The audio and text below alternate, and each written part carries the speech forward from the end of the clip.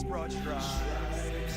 Rise on through the perilous fight.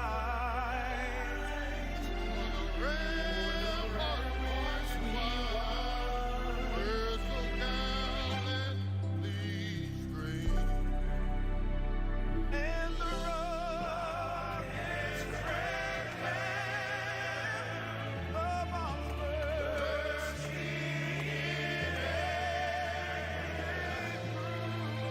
above that our flag was still there. Oh, say not that our spangled banner is waving for the land and of the free and the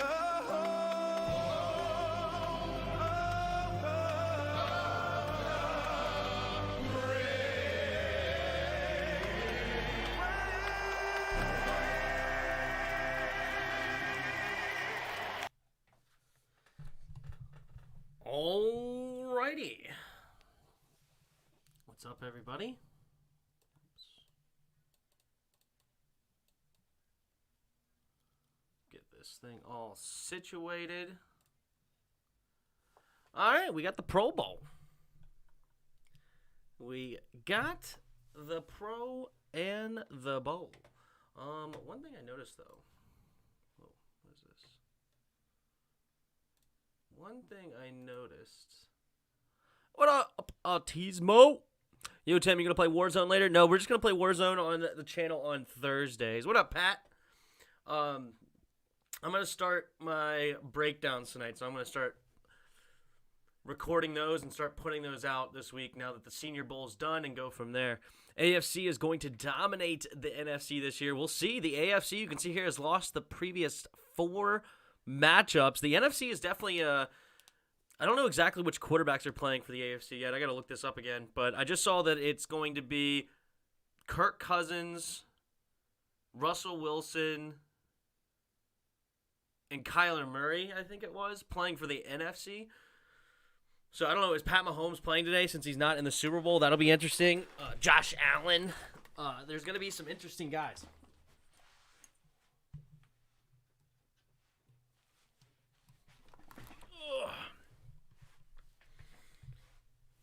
So I feel like people would have said in previous years that the NFC would have lost, but the NFC just keeps winning. Let's see here. So this game should start soon. Where's this thing?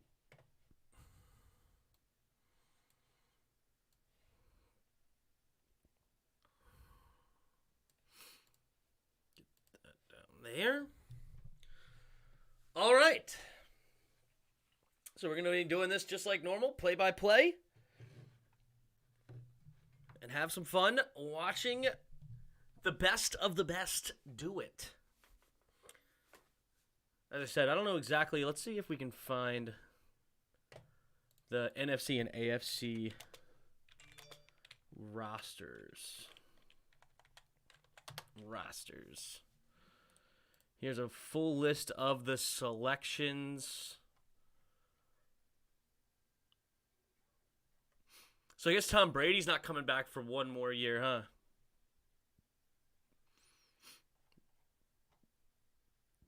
Okay, so those are the players, but I want to know who's playing. Do we know who actually is playing? What up, Jurus? Thank God COVID's gone. I've been going out so much recently with my friends, man. It's so good to get out again. Oh, that's awesome. I'm glad the UK is loosening up some of those regulations. That's good. You want the NFC there, Jer? See? We'll see.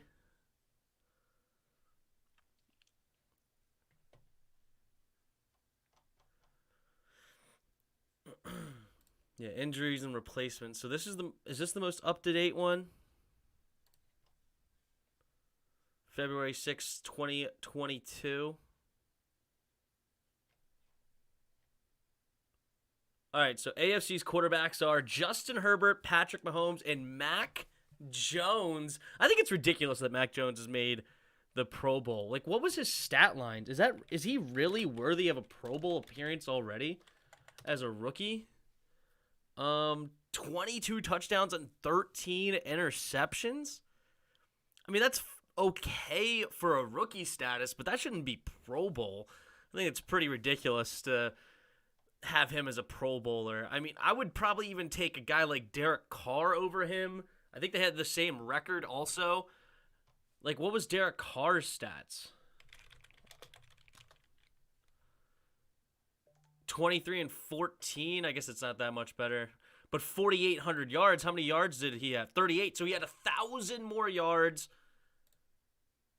one more touchdown, and one more pick. Like, even Derek Carr, I think, should be over them. But it is what it is. Okay, there's Kyler Murray getting the start in this game. Kittle's out there. Dalvin Cook, the starting running back. Justin Jefferson, one of the starting receivers. So in this game, they will not go 5 wide. They have to have a running back and a tight end on the field at all times, which will be interesting. There's Myles Garrett, and I believe Max Crosby, the starting DNs right now. All right, here we go. We take the snap out of the center. Oh, tipped up in the air by Max Crosby and nearly picked off. O'Neal, the starting right tackle for the Vikings, knocking it out of Max Crosby's hands, but nearly an interception on the very first play from the AFC. And good defense there by O'Neal to save that one. Wow. I mean, the players and fans voted for Mac Jones. I just, that seems ridiculous to me. I don't think he should be there. But I guess that's just me. All right, here we go. Murray in the shotgun. Kittle and the Cook in the backfield with him. 2 receivers to the right. Takes the snap, drops back to pass. Murray throwing it over the middle, and it's caught by Justin Jefferson, and Jefferson will fall down with a 9-yard gain, taking it very easy. We see Matthew Judon getting the tackle, but he definitely did not come in to lay the hit. Starting offensive linemen is Brian O'Neill, Ali Marpet, Ryan Jensen, Laken Tomlinson, and DJ Humphreys for the NFC. Deebo Samuel coming into the game. And it was actually Kyle Juszczyk in the last play as well. All right, Murray here on the shotgun. 2 receivers to each side. CeeDee Lamb out wide to the left. Takes the snap, handoff up the middle for Cook. And they don't even tackle him. He just gets a first down. See, this is why the Pro Bowl sucks, right? You don't even still get tackles and things like that. Like, we need Sean Taylor back to just wallop a punter. But who it is. Russell Wilson, too. Hopefully Washington. That'll be fun. But we'll see. Starting secondary for the AFC, J.C. Jackson, Kevin Byard, Derwin James, and Xavier Howard. Nice back end. Quick throw there by Murray, and Justin Jefferson will get spun around but not tackled on the right side. So the AFC trying to do a little drive here. 2nd down and 3 coming up for the NFC. Juszczyk and Kyle Pitts enter the game. Oh, Kyle Pitts, another rookie in the lineup right now. That's fun. All right, here we go. Murray takes the snap, drops back to pass. Quick throw over to the right side, caught by Samuel, and we're just playing 2-hand touch today. Like, nobody's tackling anybody. It is funny. So, 2022 Pro Bowl charity incentive programs, interesting. So $10,000 for the longest field goal, $20,000 for defensive MVP, $20,000 for offensive MVP, $2,500 per interception. So nearly got $2,500 for a charity. Max Crosby did on that first play. All right, Murray still in the shotgun. 2 receivers to each side. Cook standing to his right. Now switches back over to the left. Murray takes the snap, drops back to pass. Nobody's really rushing him. Has plenty of time, and he throws an interception right to the defense, number 53. It's Darius Leonard who gets the pick coming back the other way, and he makes a couple of guys miss, and he will run into the end zone, and the AFC strikes first. There's Mahomes on the sideline putting his fingers up, and Darius Leonard takes it to the house for a pick six. I mean, it's almost like Kyler Murray just threw it straight to him. What in the world was that? Murray was fading to his right side, rolling to his right, looking, and then threw it to Pitts, who spun around. If he would have just tossed it up in the air, he actually had a wide open lane. I like where Pitts went, but him and Murray not on the same page, and instead it's Leonard going back the other way. Wow. I think either Russell Wilson stays in Seattle or leaves for Tampa or Washington. Okay. If Tampa doesn't land anyone, then Chris Godwin is going to leave, and the team will fall apart next season. That's true. And here we go. I believe that was McManus that attempted the extra point. No, it was Tucker. Sorry. That was a weird helmet. It looked like it was a Broncos helmet at quick glance, but it must have been a Ravens helmet. Did they only bring one kicker? Or is there two kickers on the Pro Bowl? Let's take a look here. Special teams, Justin Tucker, the Ravens. So, yeah, they only bring one kicker, so it's Justin Tucker for the NFC side. Jake Elliott for the Eagles gets the nod as the Pro Bowler. Not bad. Brian Anger for the Cowboys. Wow, I'm surprised it wasn't Johnny Hecker for the... Oh, they're going to the Super Bowl. Duh. It would have been Hecker. But he's in the Super Bowl, so that'll be it. And I think Rodgers should stay in Green Bay. Tom Brady is gone. Drew Brees is gone. The 49ers will be moving on to a rookie QB. And the QBs of the NFC will be Matt Stafford, Kyler Murray, and Dak Prescott. Yeah, I don't think that Aaron Rodgers is going to be on the move. It seems like the general managers over there in Green Bay are set on keeping him. So I think they're going to make it work. While the AFC is loaded with Josh Allen, Mahomes, Burrow, Herbert, Lawrence, Wilson, and such. Yeah, going to the AFC, it would be crazy if he went to the AFC West and went to Denver. That quarterbacking division would be the best maybe ever seen. I mean, Justin Herbert, Pat Mahomes, Aaron Rodgers, and Derek Carr. I mean, if Derek Carr is the worst quarterback in your division, honestly, you're not doing too bad.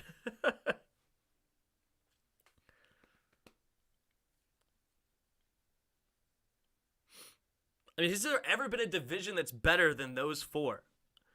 I don't know. Dak Prescott, bro, so overrated.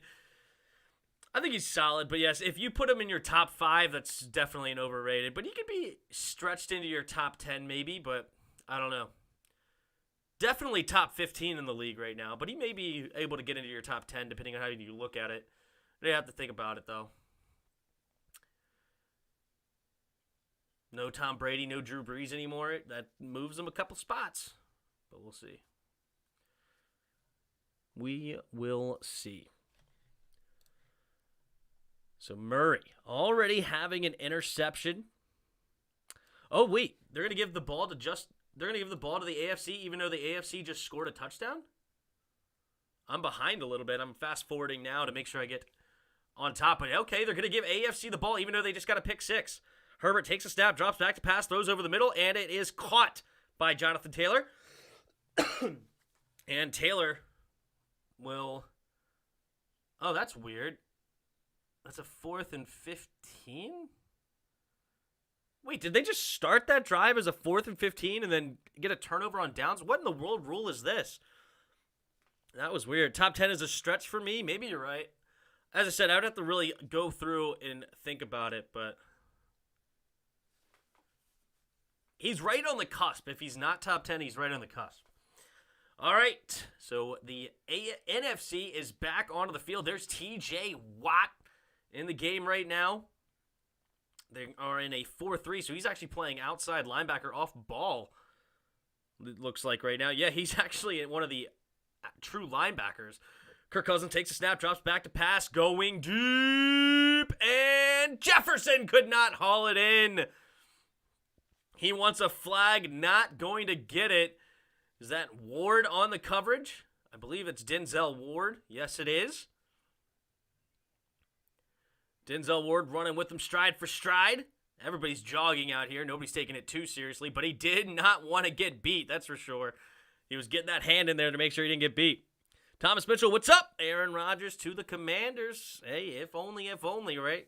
You got a dream. Like an 11 or a 12 for me? Yeah, I mean, that may be a good case.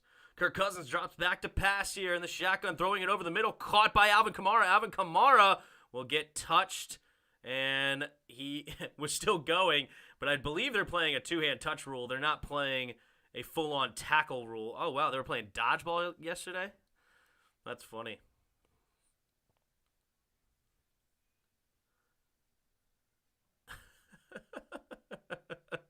Oh, that's terrible. Yeah, if you don't want to throw it at a wide receiver's waist when you're playing dodgeball, he's going to catch that every time. You're going to throw it at their ankles, bro. 3rd and 2. 2 receivers each side. Kirk Cousins takes a snap. Quick throw over the middle, and it's caught by Debo. And Debo will get touched immediately, it looks like, by Moore. I actually don't know the corner Moore from the Colts. Why do I not know that name?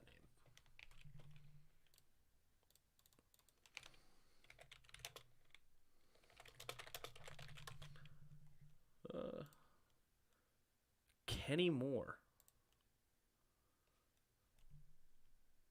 5'9", 190. He's a Pro Bowler. Good for him. All right, Kirk Cousins, play action. Quick throw over the middle. Caught by Juszczyk. And Juszczyk will get tackled. No, they're going to say it's a touchdown. Nobody was going for the tackle, so hey, Kyle Juszczyk gets the touchdown.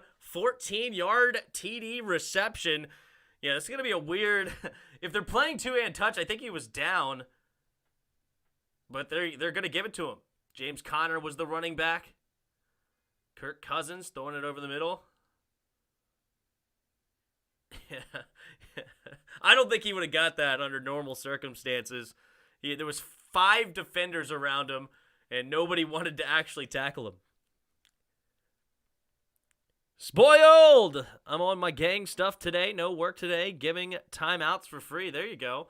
All right, Jake Elliott for the extra point. The extra point is good. So we already got a 7-7 game with just 5 minutes of play gone so far. Could be a high-scoring affair. Last year, I believe it was 38-33. NFC came out on top. Oops. See if it still shows me. No, it doesn't.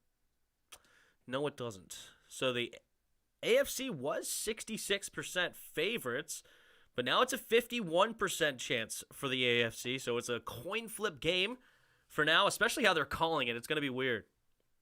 Hey, Tim, do you know what is going on at the LA Coliseum? I do not know what's going on. I'm not sure, unless you're just talking about the...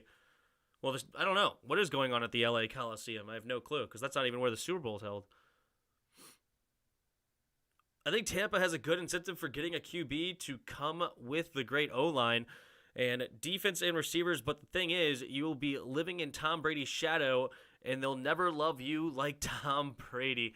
I don't know if that factors in that last part, because they would love you just as much if you're able to get a Super Bowl, right? But I don't know if they're going to be able to pull that off, to be honest. With such a late first round pick, and then if you get a top tier quarterback, you're gonna have it's gonna be another late round pick. I don't know. Porter in the house. What's up, Porter? Going from Brady to Trask is unbelievable for us. It's been a month since I had a Sunday off. Well, good for you there, Spoiled. Good for you.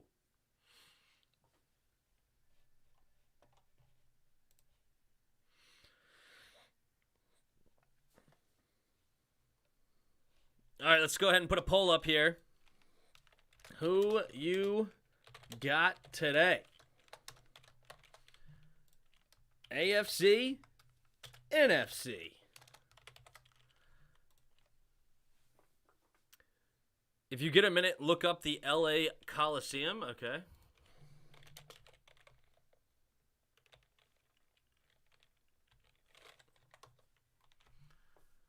What is going on today? Bush's top single car qualifying for Busch Light Clash. So it's something NASCAR going on today? Start of expedition races. Okay, so they're adding in NASCAR. That's kind of cool. More left turns, right? All right, Kirk Cousins in the shotgun. So yeah, they're doing this 4th and 15 thing. Really weird. So you could theoretically keep the ball over and over again, huh? Kirk Cousins has pressure going to his left, now going deep and intercepted by Bayard. Not very interesting. Well, he did want to get the incentive, and now he's returning it big time back to the 30. Oh, he's going to pitch it outside of the left for Moore, and Moore has it still going 20-15 and out of bounds. The AFC will get the ball at the 15-yard line now. What in the world are these rules that I'm watching? I have no clue. Interesting. I think we gotta still draft a secondary players and use Trask and see what he's all about. Good for you, I guess. Good for you. Ooh, there's Micah Parsons. See, we're seeing the NFC defense for the first time. There's Jonathan Allen with the new Washington Commanders helmet. All right, Justin Herbert gets the call for the AFC. He's in the shotgun, takes the snap, drops back to pass, throwing it over the middle, and caught! Touchdown, AFC. It is Mark Andrews from the Ravens who gets the first touchdown. And Justin Herbert threw it his way. Nice strike over the middle. It looked like it was nearly picked off. Micah Parsons was in the area but could not quite get a hand in there. That big, strong arm coming from Justin Herbert sends it on through. Jonathan Allen's not even wearing the new helmet. Yeah, he is. I'm pretty sure that's the new W helmet. Usually Pro Bowl rules never make any sense. Yeah, well, I see that now. Justin Tucker to kick the extra point. The snap, the hold. The kick is up, and the kick is good. A.J. Cole, the punter and holder for today's event. So Mark Andrews' charity is for diabetes. Good for him. He's wearing that old ugly helmet. I'm pretty sure that's the new helmet there, Jarris. I'm pretty sure that's the new burgundy helmet with the W on the side. Pretty sure that's a brand new one. Usually Pro Bowl rules never make any sense. Yeah. No, it's not. What are you looking at? Because the old helmets didn't have a W. Did you not know that? The old helmets had the number on it. I'm pretty sure that's the new burgundy helmet with the W. Washington Commanders helmet. I'm pretty sure this is the one he's wearing. With the W on the side, because the old ones had the number on it. But it looked like it was the W. Like this. Rewind it? Okay. Well, I couldn't really see, but let's see. Let me see if I can see it off.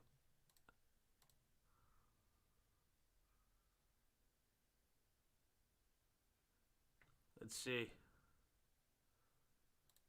I can't tell. Too far away. It had a number. I'm not able to really tell. Does it have a close-up on him at all?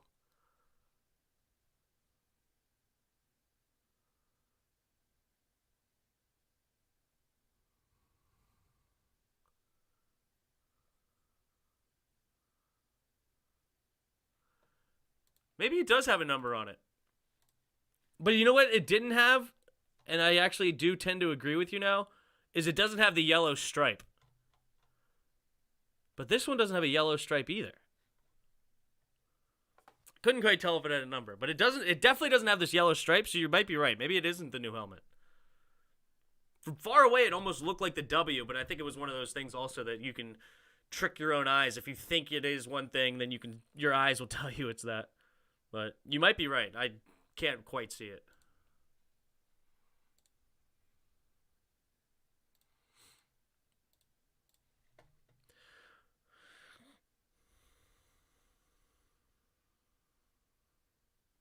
Oh, that's a good point. It did look shiny.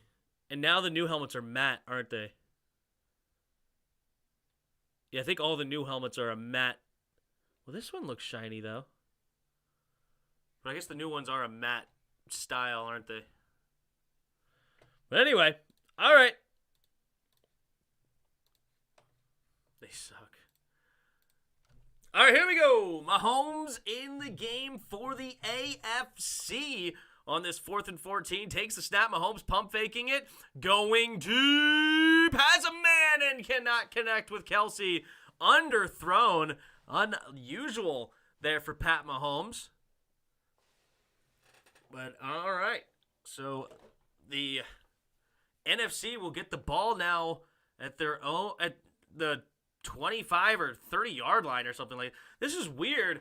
This is going to be a super high-scoring event because they're not really playing defense. They're not really trying. And then the offense is basically always starting on the other team's side of the field. It's kind of like we're watching college right now, where like college overtime where they start on the 25-yard line of the other team. And it's almost like they're just going for quick hits. So we're going to see a high-scoring game. I mean, it's only been 6 minutes, and we already have 21 points. If you picked the over in this game, you did yourself a favor. I think they used the helmets from the 2021 season. I thought that the thing was they were going to use the new helmets. But I guess that's what they decided to do there, Mark. What is a commander? What is and a commander's is a fire name? You like that name? Good for you. All right, quick throw. 2 of the flat caught by James Conner. Landry from the Titans, I believe, gets credit for the tackle. They're not tackling in this game, just to reiterate. It's more like two-hand touch rules right now. Like, this is such a nonsense affair. Just do all the mini games then. And that should be live televised in this time slot instead of, playing it all through. I don't even know where to watch it. All right, Wilson's in the game now in the shotgun. 2nd and 8. Takes a snap, drops back to pass. Has plenty of time. Nobody's really rushing him. And now he's going over the middle, and it's caught by CeeDee Lamb. Darius Leonard gets the tackle. I say 55-52 AFC. I think it's going to be more like 75-72. I'm not kidding. They're not playing defense at all. This is totally an offensive affair. And I don't see really either offense really getting stopped. And then even when they get the pick, it seems like it's almost always going to be a pick 6. So Russell Wilson in the middle here. 2 receivers each side. Takes a snap. Drops back to pass. Wilson steps up into the pocket. Throwing it underneath and batted away. Nice defense there by Jeffrey Simmons from the Titans. So it'll be 2nd and goal. Russell Wilson throwing a pretty lazy pass on that one. Not taking it too serious. All right, when is Gardner Minshew coming in? What, this might be the best game of all time if it goes that high? Well, I think it's going to go super high. So we're only 7 minutes in, and we're about to get the 28th point. All right, Wilson takes the snap. Quick throw over to the right side, and it will be caught at about the 5-yard line. Nobody even touched him. They just blew the whistle because he knew that he was about to get blown up. We want Minshew, says Pat. All right, 6.5 minutes to go here in the first quarter. It's 3rd and goal. So will we see a field goal attempt here for the first time? Or will they get it into the end zone? Jeffrey Simmons and Cam Hayward going to the bench. TJ Watt, Max Crosby, Frank Clark, and Myles Garrett rushing the quarterback. Takes the snap. Wilson stays in the pocket, pump faking, and throws it to the end zone and incomplete. Ward knocking it away from Justin Jefferson again, and then Justin Jefferson threw the ball at Denzel Ward. That is funny. He has an argument to get a little bit of a pass interference. No call. Ward was there a little bit early and hit him on his right arm, but no call. 4th and goal, and let's see what are they going for it here? Okay. They don't get it. Now it's going to be interesting. Because if they don't get it, I guess the AFC then would get it at the same spot at the 6-yard line, and that would make it a much lower scoring game if they have to go the entire field. Russell Wilson in the shotgun takes the snap. Wait a minute. Play stopped. Timeout AFC.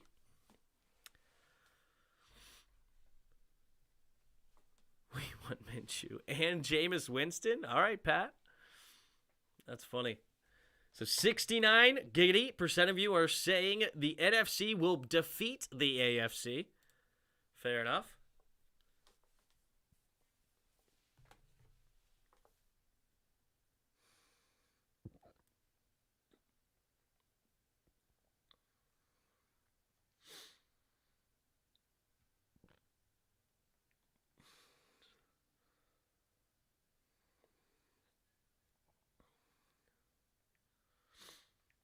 All right, here we go. 4th and goal from the 6. Wilson in the shotgun. Wilson takes the snap, drops back to pass. Wilson has time, throwing it to the left side, and it's off the hands and picked! Intercepted by J.C. Jackson. Kyle Juszczyk had an easy touchdown, but he drops it, and it turns out to be an interception, and he took it out of the end zone. Oh, Juszczyk just had an easy touchdown, walk-in touchdown, and then it's going to be caught. Interception by J.C. Jackson, but it's now going to give the AFC the football at their own 1-yard line. J.C. Jackson had 8 interceptions this year. That was good for 2nd in the league. Of course, behind Stefan Diggs, who had all those picks. 1st and 10. All right. So they're going to give it to him at the 3-yard line. Mahomes in the shotgun. 5:15 to go here in the first quarter. 2 tight ends on the right side, 2 receivers out wide to the left. Nick Chubb, the running back, takes the snap and he's going to hand it off to him, running it to the left side and goes nowhere. Running the football is not going to be very advantageous because there's no broken tackles in this game, and they're not taking the blocks very seriously. So running the football is basically going to be absolutely pointless. Because then if no, it's the return of the giggity. Pick on 4th, yep. All right, Mahomes in the shotgun. 2 receivers to each side. Takes a snap, drops back to pass. Mahomes has time, throwing it over the middle, and it is going to be caught by Hunter Renfrow. Hunter Renfrow had a phenomenal season there in Las Vegas. He is the home team crowd today, rooting for him. He was an awesome slot receiver for them, had many times of basically double-digit catches. Derek Carr is one of his favorite targets. Woo! 2-hand touch football, that's what we're watching. Takes a snap, Mahomes drops back to pass. 1st and 10, throws it underneath, caught by Chubb. And, ooh, there's a little shoulder bump there from Robert Quinn. Nobody fell, though. So that'll be a gain of 6. Micah Parsons was actually the one that made the initial tackle, but he, of course, wasn't trying to tackle him. Pro Bowl sucks. Well, yeah, this is definitely going to hurt the high score that I was predicting earlier with them not being able to score. All right, Mahomes takes a snap, handoff up the middle for Chubb, and Chubb will get a gain of about 3 maybe. We'll see. You see, I posted an article that Micah Parsons is going to play like Sean Taylor. I did not see that, but I could totally see that happening.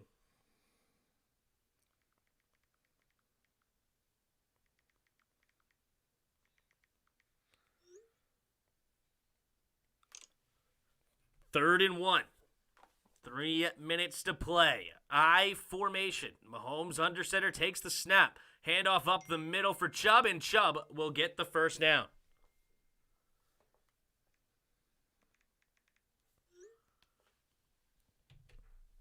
Roger, this is garbage, really? Why even play this? Not worth watching. Only reason I'm on is a $550 football pool. There you go.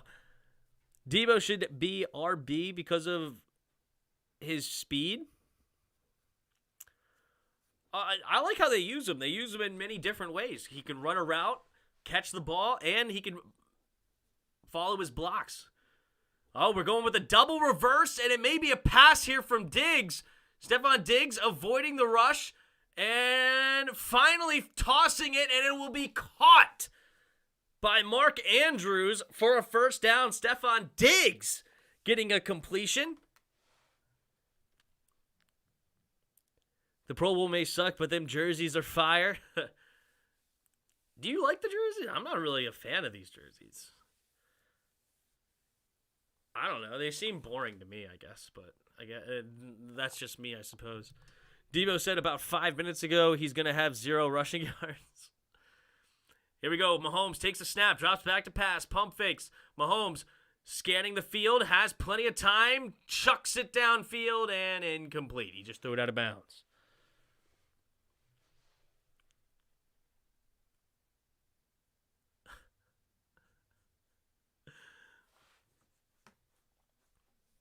Ooh, what a catch there by Diggs. Diggs has some good hands. Diggs has some awesome hands. You gotta, he's a corner, and usually the jokes is the reason they're a defensive back is because they can't catch. Trayvon Diggs does not fit that stereotype. Mahomes takes a snap, drops back, and no, hands off to the left side to Najee Harris, and Jonathan Allen gets the tackle. Will they zoom up on Jonathan Allen's helmet? 3rd and 12 coming up for the AFC.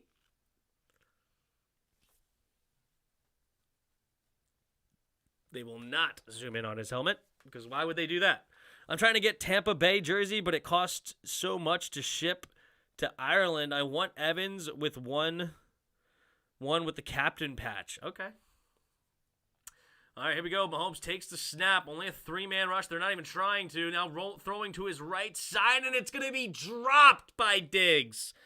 Diggs had an opportunity to get the first down, but it was a dropped pass. And we'll see if they go for it here, or are they going to bring out the punter?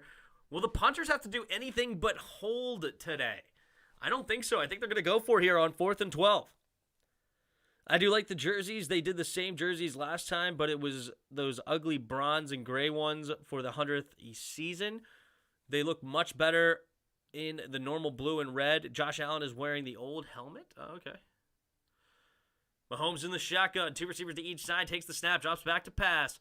Mahomes steps up into the pocket. Still looking.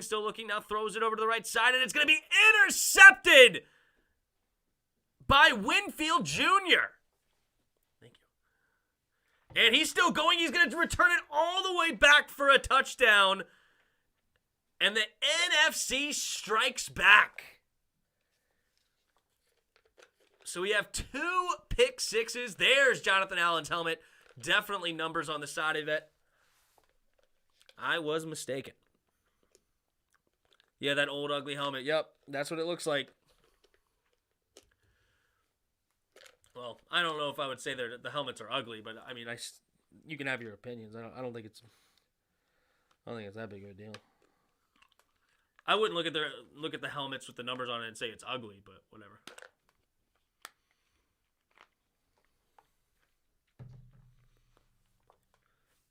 Comrade Tim, when are you updating your wall? I'm in no rush to update my wall. I'll just say that.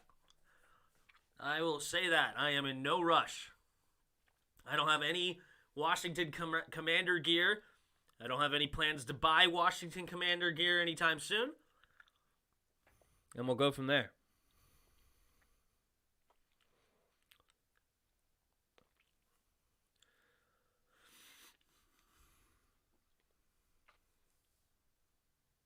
Here we go. 2 receivers each side. Takes the snap. Drops back. Throwing it deep into the end zone. And incomplete. Looking for Mike Evans, going for 2, and they did not get it. And that will bring us to the end of the first quarter. So 27 points were scored in the first quarter. So it's definitely not going to be, it may not be as high scoring as I was initially thinking, considering that they basically are starting on the 25-yard line of the other team. It seems ridiculous. Why to go for 2? Probably just to ensure that there's not going to be a tie.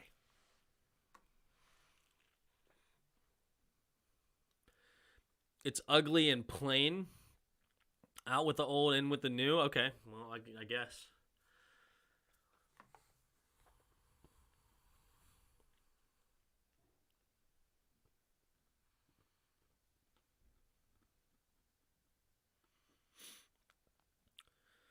My coworker told me he will buy a Commander jersey for my birthday. I don't know how serious he is, but I may end up with one. But I am not buying one myself. That's where I sit right now.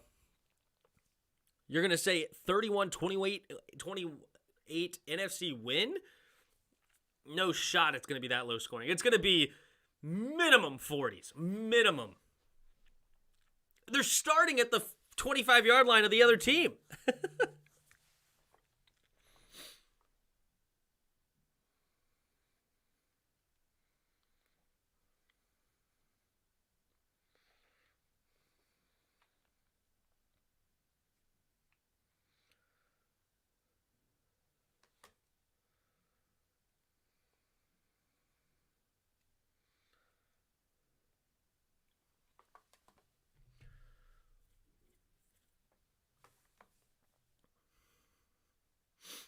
All right.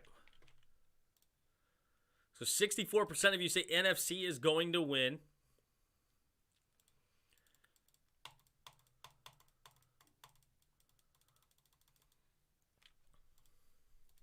All right. Let's say who will throw more TDs? Let's say, so Kirk already has one, so we'll put him on there. Herbert already has one, so we'll put him on there. I think I can only do 4 options, so let's go with Mahomes, and let's go with Wilson. So we got 2 from the AFC, 2 from the NFC. So who will have more touchdowns out of those 4? Chief Thunder 247, what's up, man? What do you think of NFL lottery like the NBA? Are you in favor of the number 1 team to get extra picks or extra first pick and incentives, and the last place to get penalty stadium and picks? Little harsh NFL. Ooh, we get a pick 6 again from Myles Garrett. Touchdown AFC. Now, all of the starting quarterbacks, or all the quarterbacks for the NFC, have now thrown picks. Kirk Cousins just got another one. Kirk Cousins has now thrown 2 touchdown passes. 2 touchdown passes for Kirk Cousins. Ooh, TJ Watt knocking it away into the air. So that may have even been a fumble, but it doesn't matter because Myles Garrett caught it out of the air and ran it back. So yeah, already 20-13. See if they just take the extra point. Oh, they don't. They're going for 2. Mac Jones enters the game for the first time. We don't have another receiver on the field. All right, Diggs finally coming onto the field. They're just going to reset the play clock. They don't care. So now there's 2 receivers to each side. Takes a snap. Mac Jones, quick throw over to the right side, and it is caught by Deontay Johnson. So now the AFC takes a 9-point lead. Orange, what up, Orange? Me, I want the Rams to win because Matthew Stafford was on a horrible team before the Rams. Fair enough. Other people in my scroll, Joe Burrow's amazing. Joe Burrow, Joe Burrow, Joe Burrow.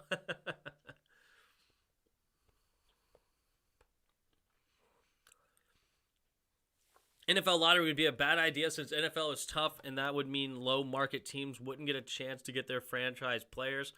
Oh, yeah. Does that poll include pick 6s? No, it does not include pick 6s. I was joking about Kirk Cousins. But, no,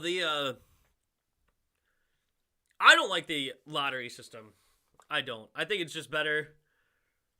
I know it's supposed to, de-incentivize tanking, but you're not really de-incentivizing tanking anyway, because still the last place team gets the best chance at getting the number 1 pick. So maybe they don't have a guarantee, but they still have the highest chance, so they're still incentivized to tank. So it doesn't really help with that anyway. And, I just think it's better. I just think it's better how it is. Oh, another pick six. This one's Stefan Diggs, and Stefan Diggs coming back the other way. Can he escape the tackle? He pitches it, and another pitch, and Stefan Diggs ends up with it again, and then it's a fumble. Travis Kelce knocked it away, but no, he does not get it back. So the AFC gets another interception, and I believe it's $2,500 to the players' charity for every interception.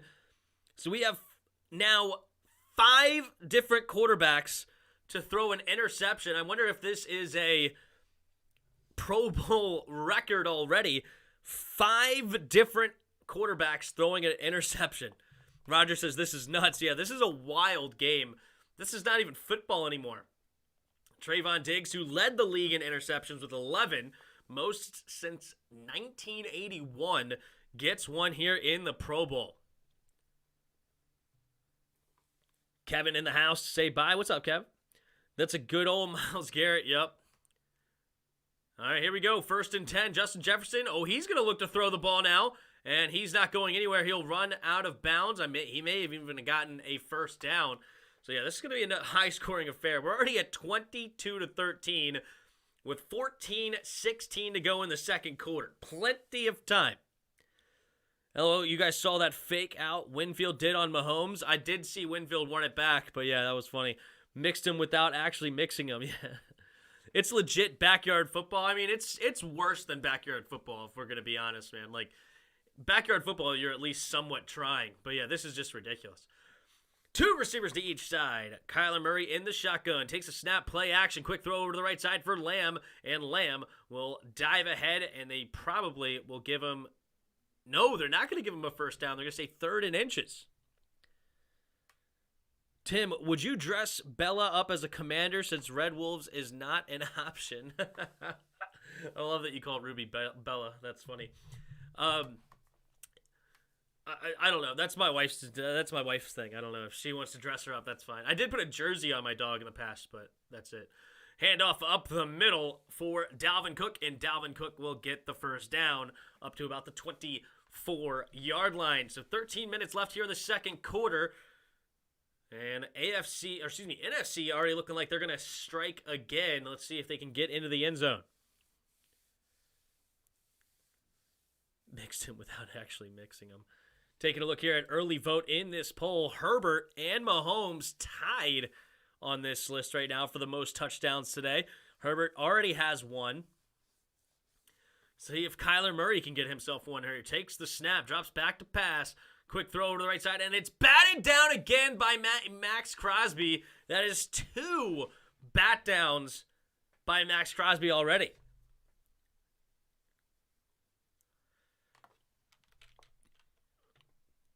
All right, so we already have 5 interceptions in this game. Let's go ahead and end this poll a little early because now I'm curious. Can I ask a stupid question? Is there coaches here? Yes, there is coaches. I'm not sure exactly. I think the coaches are the worst team. The coaching staff are the worst team or something like that. But I don't know. Quick snap, hand over to the left side. Caught by Kittle. Tipped up to himself. Oh, I meant Ruby. My bad. You probably tie a bandana around her head. Yeah. No, it's all good. You probably heard me say that my mother-in-law calls her Bella. That's where you got that from. But... yes, her name is Ruby. But anyway, could tie. She doesn't like things around her head. I've put hats on her in the past, and she just like stands there all sad, and then eventually knocks it off. But I've gotten some funny pictures of her for sure. How is Kirk Cousins a Pro Bowler? He actually had 35 touchdowns this year with 7 interceptions.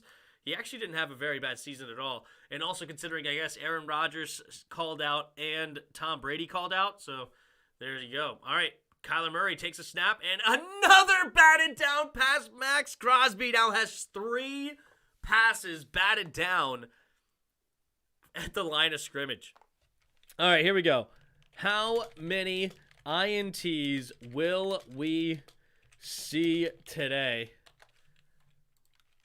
Over, I'm going to say, or under 8 is going to be the under. The over-under is 8. Let's say 8 or 8 or under over 8.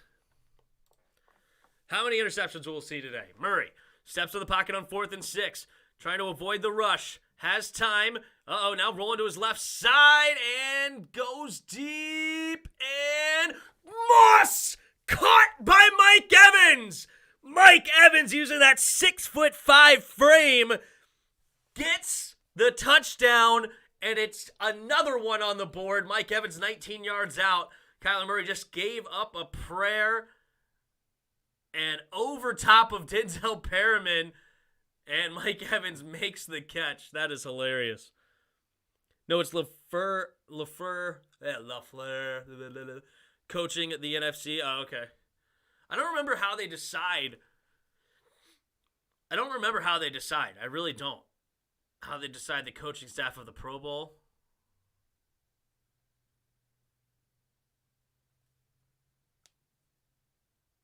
I don't know. Baby Yoda. When your team is so inept that the fans take pride in having one of their players have the best play in Pro Bowl. Another 2-point conversion attempt, and this one's good to CeeDee Lamb. So we got a 22-21 football game. The kickers are not having many opportunities now. Yeah, there's LaFleur on the sideline of the AFC. No, the NFC, I think. He just dapped up Max Crosby to AFC. That's why I was like, wait a minute, what? I really don't know how they decide. How do they decide the coaches in the Pro Bowl? Let's see. How are the coaches picked in Pro Bowl? Head coaches of the highest-ranked divisional champion that lost in the divisional round were chosen. Oh, okay. Is that it?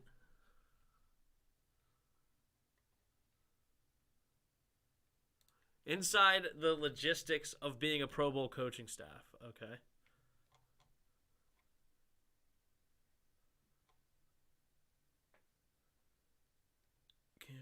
Blah, blah, blah, blah, blah.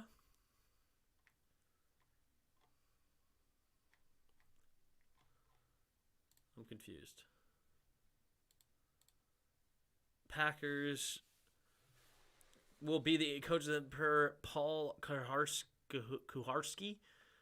The honor of coaching in the NFL's All-Star Game tends to go to the coaching staff of the highest-seeded team from each conference that was eliminated in the divisional round of the playoffs. Okay, so Matt LaFleur and his staff will take on Tennessee's head coach Mike Vrabel and his staff. Okay, so there you go. If you don't know, now you know. Has Belichick ever coached a Pro Bowl or ever won Coach of the Year? I don't know. That's interesting. So it's the Bills coaching staff for AFC? No, it's the Titans, because Titans were the number 1 seed, and they lost to the Bengals. Been hearing that the Wizards want to trade for Domantas Sabonis, and one player Pacers like is Rui Hachimura. I would take that for sure. I still don't think it's enough to get the Wizards over the top to win a championship by any means, but Sabonis is legit. Has Belichick? Let's see who. I don't know. Has Belichick ever won the Coach of the Year? Coach of the Year NFL. Let's see. Has Bill Belichick? Yeah, he won in 2003, 2007, 2010. So he won 3 Coaches of the Year.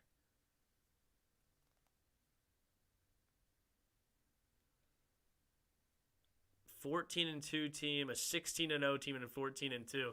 That is hilarious. Look at how the other coaches, he had to win 14 games to get Coach of the Year. Other ones: Mike Smith 11, Marvin Lewis 10, 13-3 John Harbaugh, 9-3 Bruce Arians, 12-4 Ron Rivera, 11-5 Arians, 15-1. Okay, so somebody else that finally got over 14 games, but pretty much everybody else. Nobody else needed to get 14 games. That's the only way Bill Belichick was able to actually get consideration for the Coach of the Year. That's funny.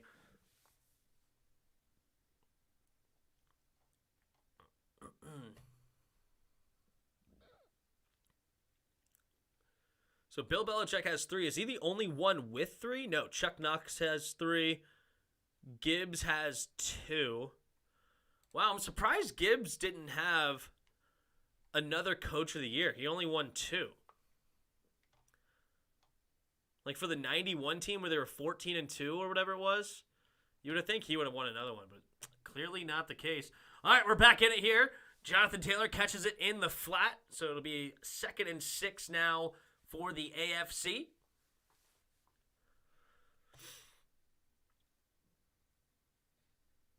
So 57% of you in the early vote of this poll say over 8 interceptions. Let us know what you think about the poll. How many interceptions will we see? 8 or under or over 8? All right, here we go. We've already had 5 today, just to let you know. Mac Jones under center takes the snap, handoff up the middle here for the Colts. And Jonathan Taylor will get a gain of enough for a first down, so gain of 6. Largest run right now of the Pro Bowl, it looks like. Well, Justin Jefferson did get a end around for more. He looked to throw but couldn't do it. So I guess that's 7 yards is the longest run of the day so far. I tell you, this Pro Bowl is boring, but this new season of Demon Slayer is lit. That's funny. Everyone into anime, check out Season 2. Guys waited a long time, but it's worth it. Fair enough. All right, Mac Jones in the shotgun, takes the snap, drops back to pass, throws it over the middle and incomplete. Looking for Mark Andrews, overthrown. So 2nd and 10 for the AFC, Patrick Mahomes, 4 seasons as a star, 4 AFC championship appearances, 2 Super Bowl appearances, 1 Super Bowl, 54, 2018 MVP, Super Bowl MVP. What a start to an NFL career. That's insane. The African Cup of Nationals final is on. I'm going to watch it instead of Pro Bowl. There's only 30 minutes left. I don't even know what the African Cup is. Takes a snap, drops back to pass. Quick throw to the left side. High throw, but it is caught by Tyreek Hill. Darius Slay gets credit for the tackle. Under 9 minutes to play here in the second quarter. AFC on top, 22-21. Really weird form of rules here for this game. So it's going to be leading to a high-scoring affair.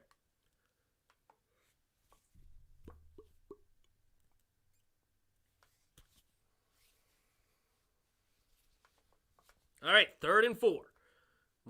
Jones takes a snap, drops back to pass, steps up into the pocket, now steps back and throws it to the end zone and caught! Caught to his division, or wait, is it? No, he was out of bounds. Stefan Diggs did not get both feet in bounds before making the catch. Let's take a look here. Yep, 1, and his left foot was out. So nearly a beautiful throw there from Mac Jones with pressure in his face. And that'll bring up 4th and 4. Who in here watching anything else but the Pro Bowl? Maybe some other people are. I don't know. Thanks for hanging out, even if you are. Who's this Gray for the Saints? I don't even know Gray. Gray's one of your safeties? I thought you had Williams and somebody else. Tipped up in the air and incomplete. Going for the end zone, so that's going to be a turnover on downs, and the NFC will get the ball back. Spoiled. Who's Gray in your secondary? I've never heard of Gray.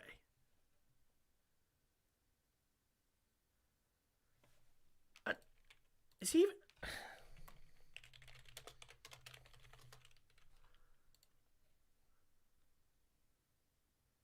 Yeah, you have Malcolm Jenkins and Williams. JT Gray, your 3rd string, is starting safety in the Pro Bowl?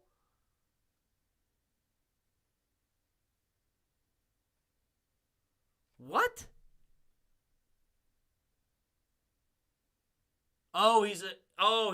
He's in there for special teams.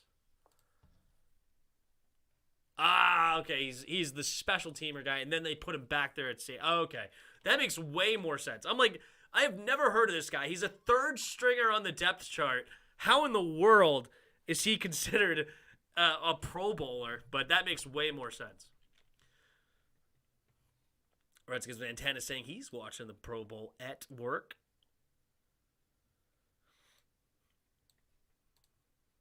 So 10 votes in, 8 or under has now taken the lead in the poll.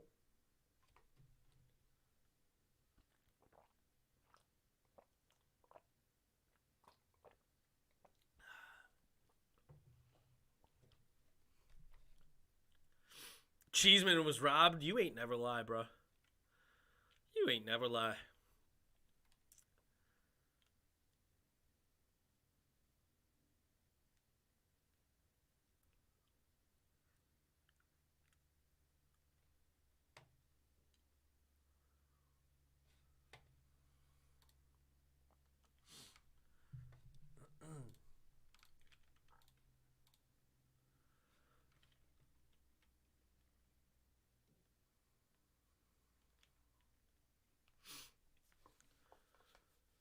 So now I can't play that victory song that I'm usually playing because for a long time they never gave me any grief. Like it was like this AK African thing that kept putting a copyright claim on me. I would always dispute it and then it would always go through and it never bothered me.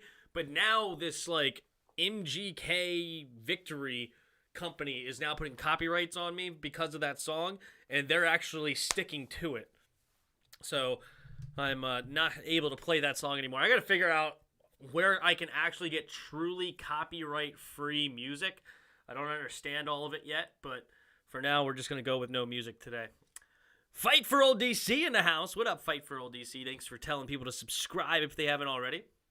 I've never watched anime. Well, you never watched Dragon Ball Z? Dragon Ball Z is considered anime. Anime just means a cartoon that was made in Japan. That's it. That's all an anime is. So if it's a cartoon in Japan, then it's anime. Takes a snap. Play action. Russell Wilson looking to throw. Going deep. And intercepted. Derwin James gets another interception. And that's the 6th interception of the day. We already have 6 interceptions. Holy crap. We may get over 8 interceptions, guys.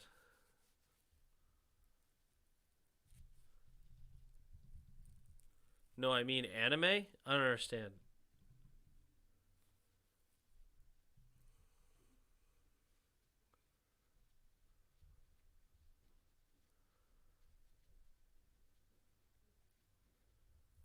No, I mean anime. You never watched Dragon Ball Z? I like Dragon Ball Z growing up. I think it's fun.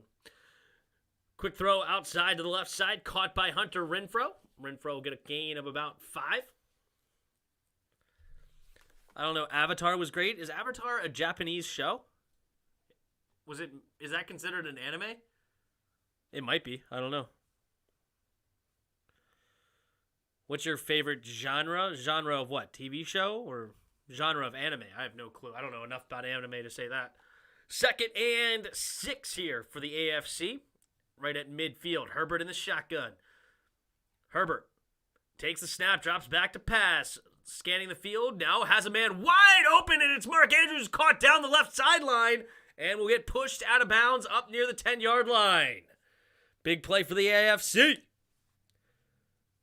Look at John Allen. Yep, they gotta love John Allen. Japan did help us with Avatar, so kinda. Is that true? I have no clue.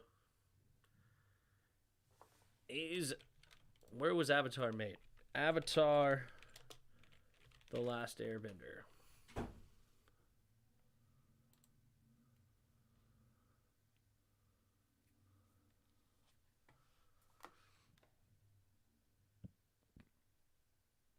Country of origin, United States. Here we go. Justin Herbert pitch play to the left side. Najee Harris has room to run, and he will get a gain of only 5, though, because he can't break any tackles. Pokemon is anime. Teen Titans is anime. Is Pokemon an anime? You actually might be right on that one.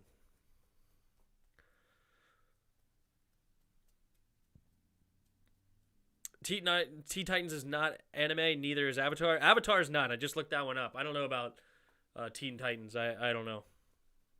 Didn't watch that one much. I watched it a little bit, but definitely don't know enough about it. Herbert in the shotgun. Takes the snap, drops back to pass. Fades to his left side. Jonathan Allen nearly getting the sack, but it's going to be a touchdown anyway. Mark Andrews getting his second touchdown of the day, and Herbert getting his second touchdown.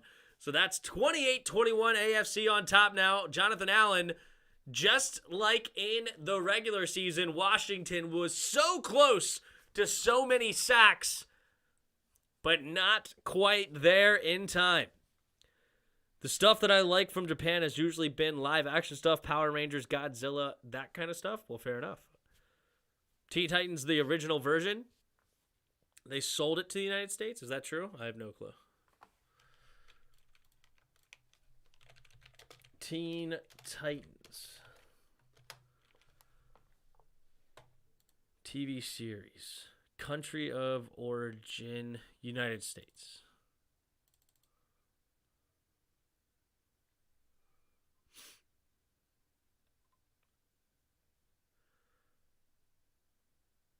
Glenn Murakami is an American animator, producer, and best work for his Batman Beyond and Teen Titans.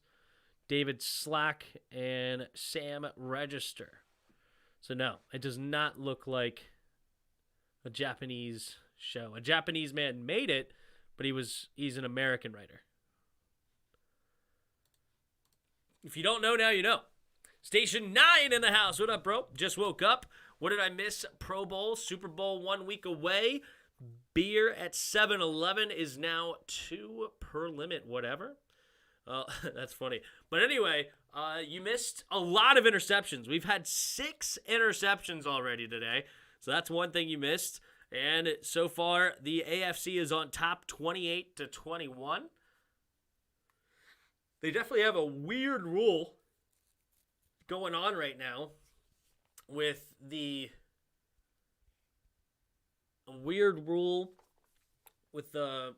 basically instead of kickoffs, they're just doing a 4th and 15 start, which is interesting. So theoretically, one team could score and then keep on scoring. Like you could just continue to score the whole time, which would actually be a really interesting concept to enter into the NFL. Because imagine a comeback starting, right? And then you get the ball back on your own 25-yard line, and you just go for it on 4th and 15. And then you go for it again, and you go for it again. That would be a lot of fun and very interesting to watch instead of trying to go for the onside kicks. And then no team would really be out of it until the very end. Most shows like that was a joint effort, I guess. But anime is literally one that's written in Japan. So if it's country of origin is United States, then it is not an anime. Well, the art was. So AJ Cole and Brian Anger, the 2 punters of the Pro Bowl, getting some TV time here, considering they're not getting any time to punt. What up, Bonnie? They do that in rugby. Once you score a try, you get the ball back. You got to stop them on defense. Yeah, that'd be fun. All right, here we go. 4th and 15. Herbert in the shotgun. Takes the snap. Steps up into the pocket. Has time. Throwing it to the right side. Tipped up in the air and nearly intercepted again. But this one hits the ground harmlessly. And the AFC will get the ball back down by 7. So 6 interceptions. Will we see 3 more interceptions or not? The votes right now are predicting under 8, but man, there's a lot of opportunities for interceptions still coming. We may see 10, 12 interceptions today. Who knows? Who knows? All right, 1st and 10. NFC has the ball. Stefan Diggs playing defense right now. Kirk Cousins fumbles the snap, takes a snap. Ooh, little trick play here. Jakeem Grant, the return man, has an opportunity at an end around, but he goes nowhere. Great defense there by the AFC, swarming him. That's tough. I take it back. It'll be more than 8. Yeah.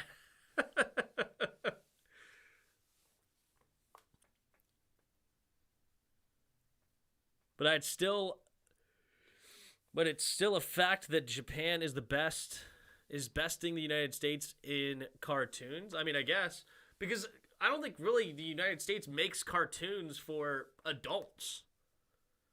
Like, anime is the only one that really makes cartoons for adults. Like, what cartoons are out there for adults other than, I guess, like Family Guy or South Park or whatever? Takes a snap, drops back to pass. Kirk Cousins throws it over the middle of the field, has a man open, is Jakeem Grant, and that'll be good for about 10 yards or so. 3rd down and 8 coming up. Here's the fastest man competition, and the winner ended up being Micah Parsons. He's the one that took it the most seriously. Tyreek Hill didn't try at all, which is very interesting. You know, with it, how much trash he talks, to me, that's a cop-out. Like, that's a big cop-out. Takes a snap, drops back to pass. Kirk Cousins steps up into the pocket, throw into his left side, caught by Justin Jefferson. 1st down, NFC. Yeah, American Dad, Simpsons, things like that. Like, I mean, King of the Hill or whatever that one is. I don't know.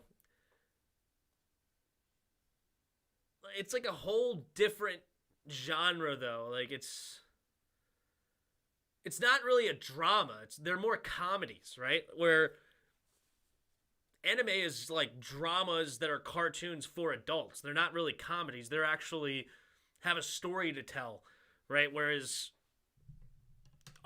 American stuff is more of just like sitcom comedy stuff. Throw over the middle, caught by Alvin Kamara. Alvin Kamara will get tackled for a gain of about 8. Stefan Diggs gets credit for the tackle. Tim, they can make adult versions, but the problem is Japan took every idea possible, I guess. Look up Hell of a Boss and Has Been Hotel on YouTube. It's a cartoon very much made for adults. I don't know. Okay. Like, I'm not going to say there's no cartoons that are made for adults, but they're definitely not nearly as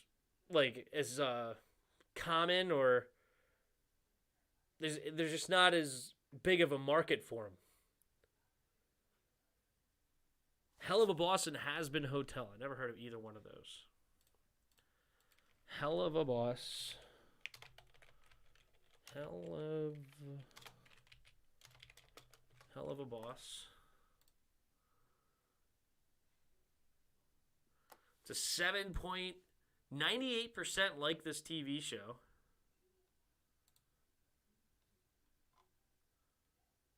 Country of Oregon, United States. What show is it on? An adult animated web series. So it's not on TV either?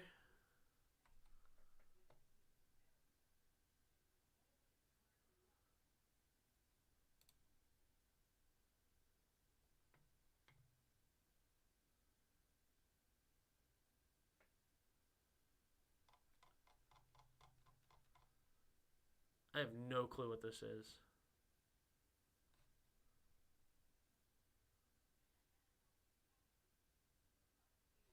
Whatever.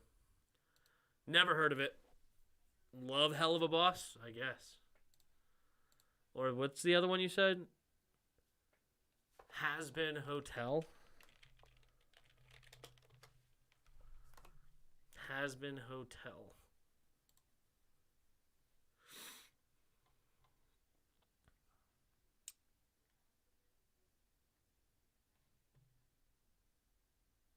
What the heck is this?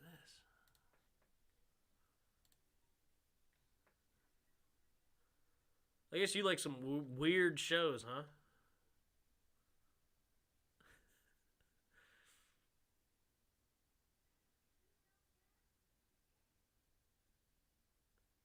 Oh, Hell of a Boss is a spin-off series of this Has Been Hotel?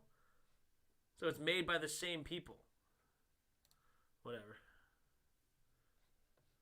I've been watching since the pilot. It's really good. Yeah, it's not interesting to me, that's for sure. And it's from an independent person, so it's not some big company. I gotcha.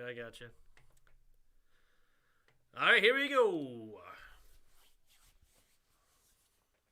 Burrow versus Stafford. That's interesting.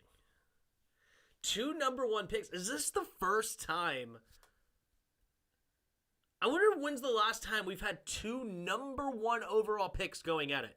Has that ever happened before at 2 number 1 quarterbacks? Wow, Trayvon Diggs is a receiver right now. Stefan Diggs is guarding him.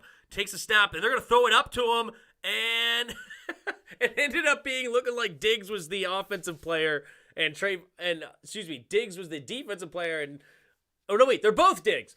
It looked like Stefan was the offensive player, and Trayvon Diggs was the defensive player anyway, even though technically they were on offside. And Stefan Diggs. Oh my gosh, this is so confusing. Diggs on Diggs crime. Good grief. Grader took 3 years making the has-been. Jeez, 3 years to make 1 episode. Takes your time, huh?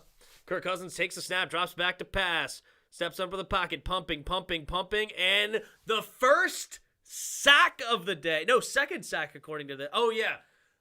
No wait, did they count that as a sack? It looked like that was a tipped pass, but either way, Max Crosby is certainly putting his mark. I believe he is going to win Defensive Player of the Game, and I don't know if anybody else is going to be even close. He already has 2 tackles for loss, a sack of 2 sack. No, TJ Watt has another sack. A sack, 4 tackles, 3 batted down defensive plays. Yeah, it's been incredible day for him already. Kirk Cousins takes a snap, drops back to pass, steps up, now rolling to his right side, looking, going to the end zone, incomplete. And that's a turnover on downs. Give it back to the AFC. And Herbert's going to come on to the field with 1 minute and 2 seconds left. They only have 1 timeout remaining. Let's see if they can get some points on the board. Give Justin Tucker an opportunity at a super long field goal maybe. Greatest British Bake Off over all of the anime. I don't know what that is. Like, here's a good comparison. Marvel cartoon shows, but anime, not that different. However, the design and craft are being completely used differently. I guess. I don't know. Takes a snap, drops back to pass. Mahomes throwing it underneath, caught by Nick Chubb, and he'll get a gain of about 8.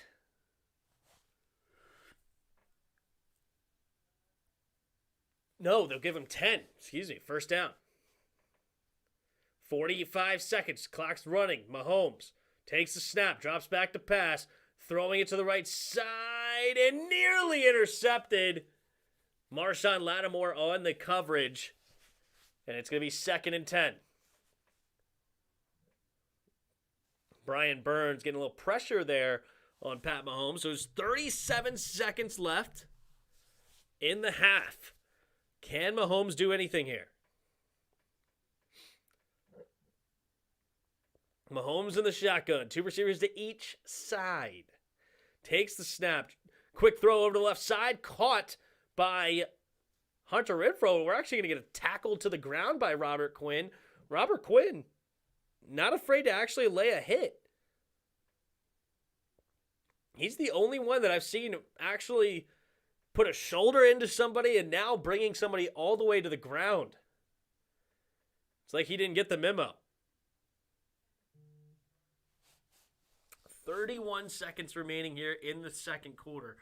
Can Mahomes get into field goal range?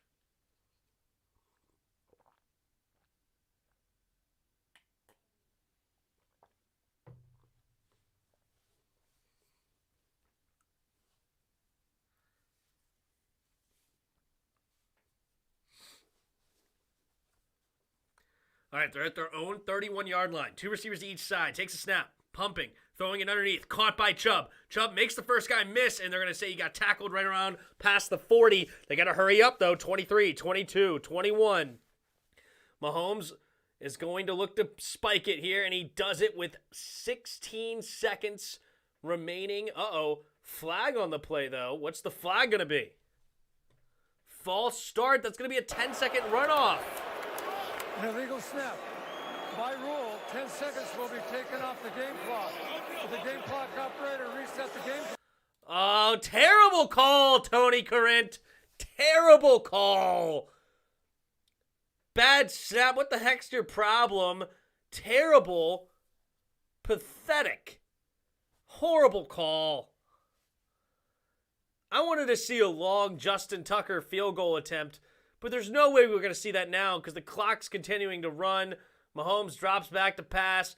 He's escaping the pressure a little bit. Now he's going to go down, and Parsons is going to get credit for the sack. And that'll be the end of the first half. 28-21, AFC on top. It seems like it was just 4 touchdowns and four PATs, 3 touchdowns, 3 PATs, but no, sir. Got a couple of failed 2-point conversions and successful. So we're right back where it was expected to be. Okay, it's hard to explain anime for everyone's age to watch, right? Like it's a cartoon made by Marvel, made for everyone. Anyone can watch it. However, Japan uses a different method with their animations. Sure, whatever you want to say. I don't care. I don't really watch any of it, so it doesn't interest me really. The only one that I would be interested in going back and watching and have some fun with is Dragon Ball Z. That's the only one. And there's so many other Dragon Balls now, and like I think Dragon Ball Kai or Dragon Ball GT, Dragon Ball Super, I think is the other one now. It's like the newest one. So there's a lot that I would like to go back and watch for Dragon Ball Z. Maybe one day. That'd be fun. And if you haven't watched Dragon Ball Z, that's a great one to watch. I would probably start with Dragon Ball Z because I think Dragon Ball is a little bit too much. Like, it's not very. I don't know. You probably wouldn't want that if you're not used to animes and stuff. But if you watch Dragon Ball, if you start with Dragon Ball Z, I think you could get into it. I think it's pretty good. Japan Animations also spend more money with their shows than United States cartoons. Well, there you go.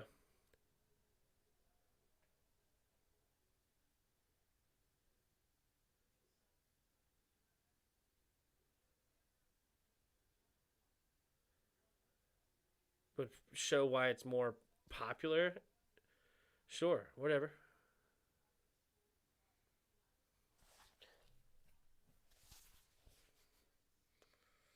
It's also probably just more popular because it's got a whole cult following.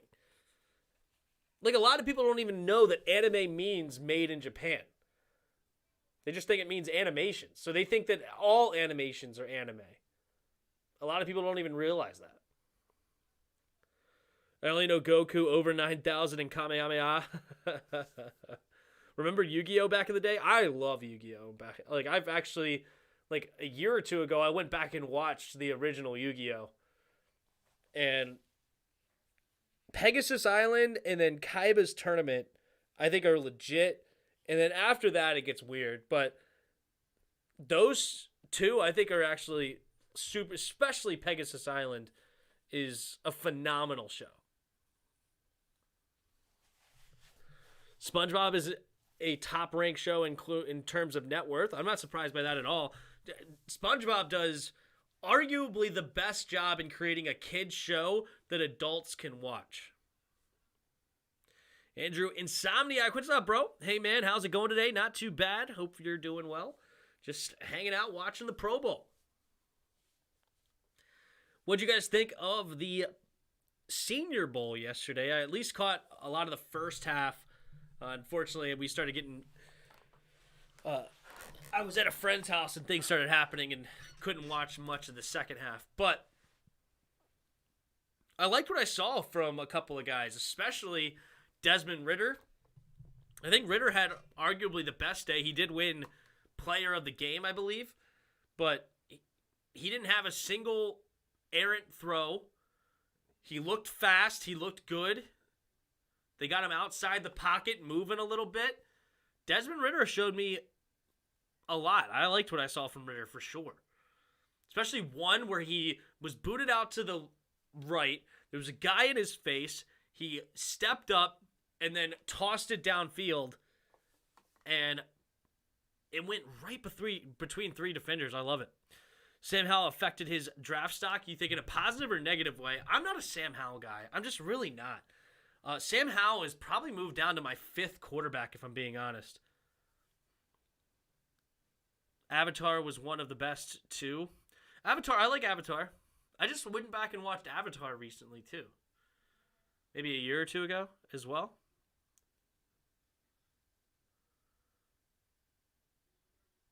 But they're not nearly as good as making the kids show into one that an adult can watch like SpongeBob is. SpongeBob puts some jokes in there that you're just like, oh, okay.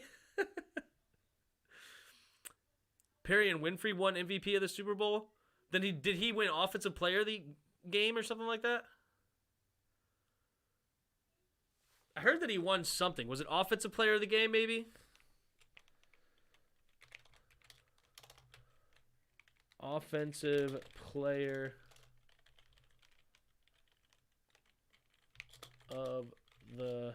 Come on. Can't type. Senior Bowl.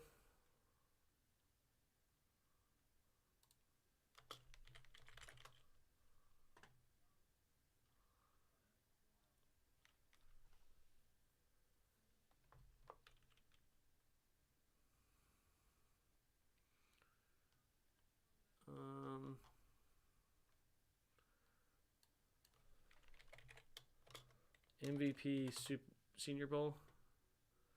Columbus Perry and Renfrow wins MVP. Game standouts: Malik Willis, Sam Howell, Desmond Ridder. Desmond Ridder arguably had the most to prove this week, and while he held his own during the week, on Saturday he made some of the throws we wanted to see for sure. I agree. Yes, this looks easy, but he hit tight end McBride in stride, allowing him to turn upfield. Yep. Credit to tight end Jake Ferguson for doing the heavy lifting and getting into the end zone, but he doesn't get that opportunity if he throws behind him or low or causes him to have a contort his body to pull it in. Again, it seems straightforward enough, but Ridder struggled at times with these throws during the season. What did Chris send me earlier? Maybe Chris sent me some fake news. I don't know.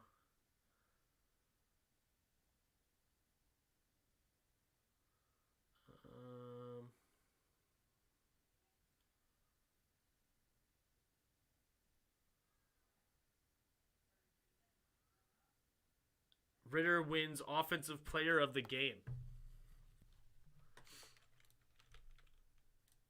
That's what he said. Wins Offensive Player of the Senior Bowl. Is it true?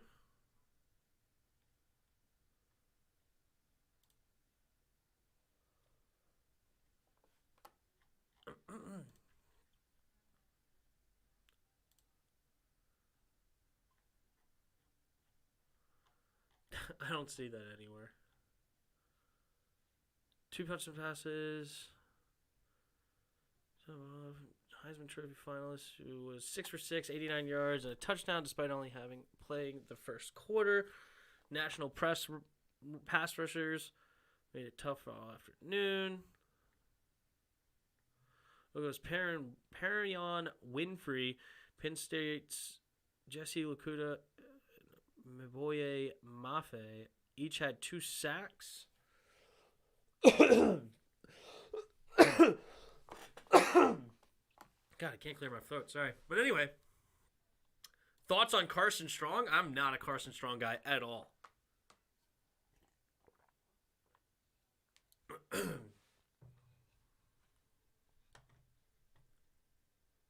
How many words can you type per minute? Probably not very much. I'm not a very good typer.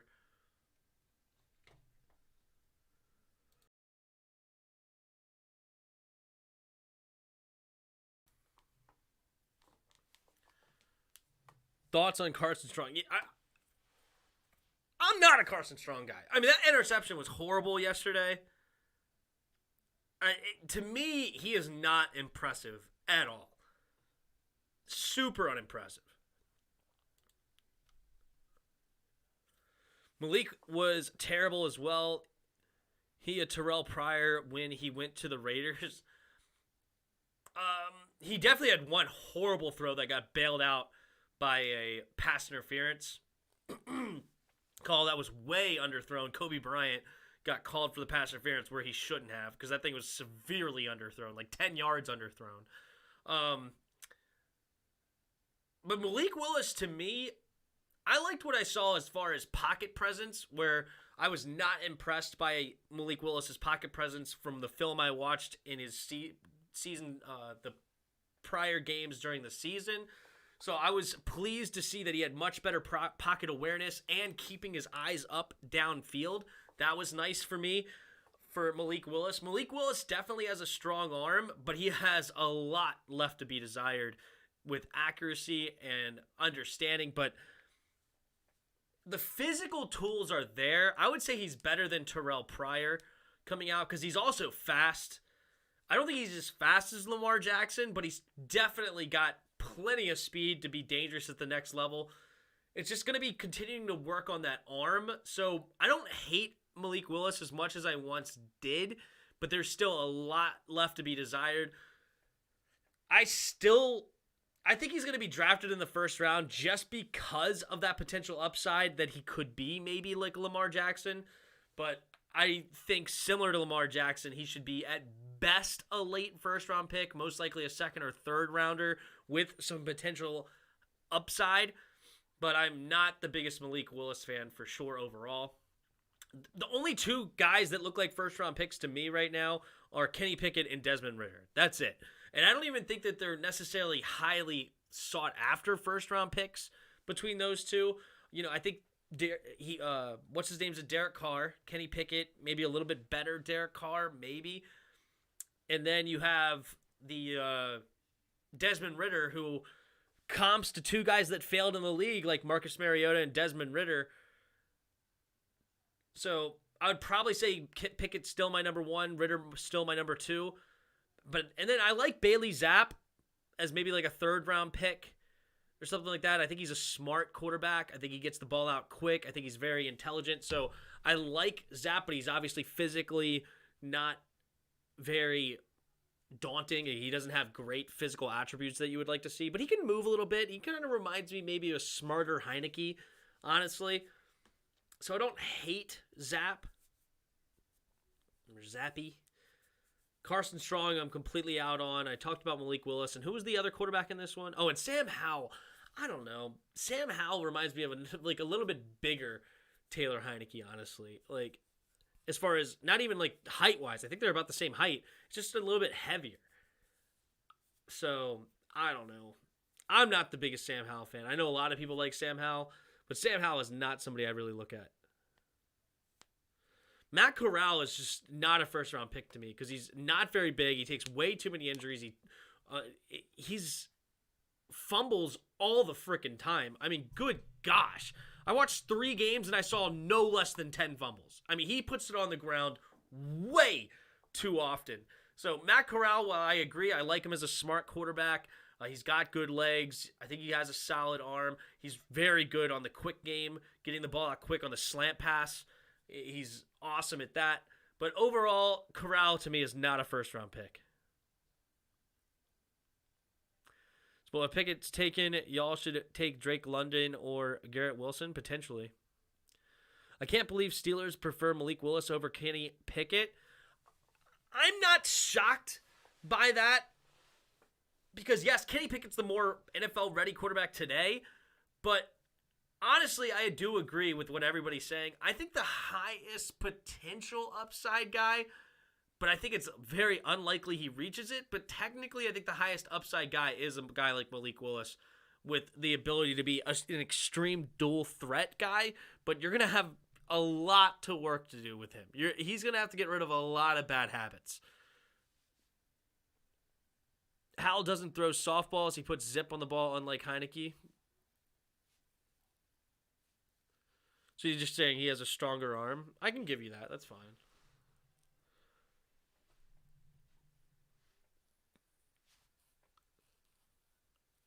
I believe Kenny Pickett's the best QB in this class. Yeah, I mean, to me, it's not even a discussion. Coming out, he's the most NFL ready. He's got the most. He knows how to command an offense, uses his eyes well, nice accurate ball, nice size at 6'3", like 220 pounds, can run really well. I think he is the best overall. All right, we're about to get this second half underway.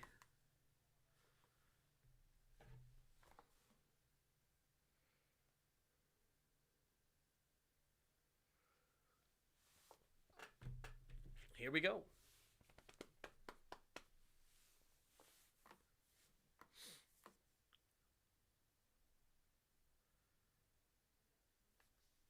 Three super young quarterbacks on the AFC side. That's kind of cool.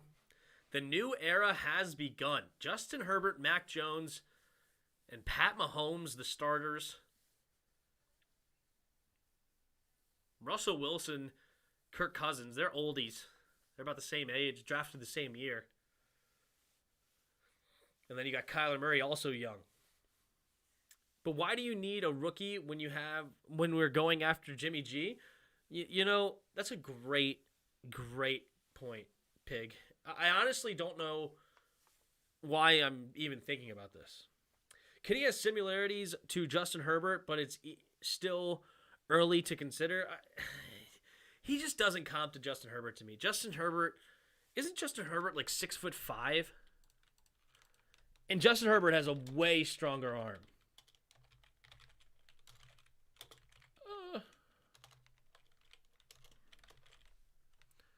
He's 6'6", 236. And Justin Herbert definitely has a stronger arm than Kenny Pickett. Kenny Pickett size is only 6'3", 220 and doesn't have nearly the arm. He has plenty of arm to be at the NFL level, but he doesn't have a Herbert arm. Here we go. Mac Jones, quick throw over to the left side, and it'll be caught by Tyreek Hill for a gain of about 5, it looks like.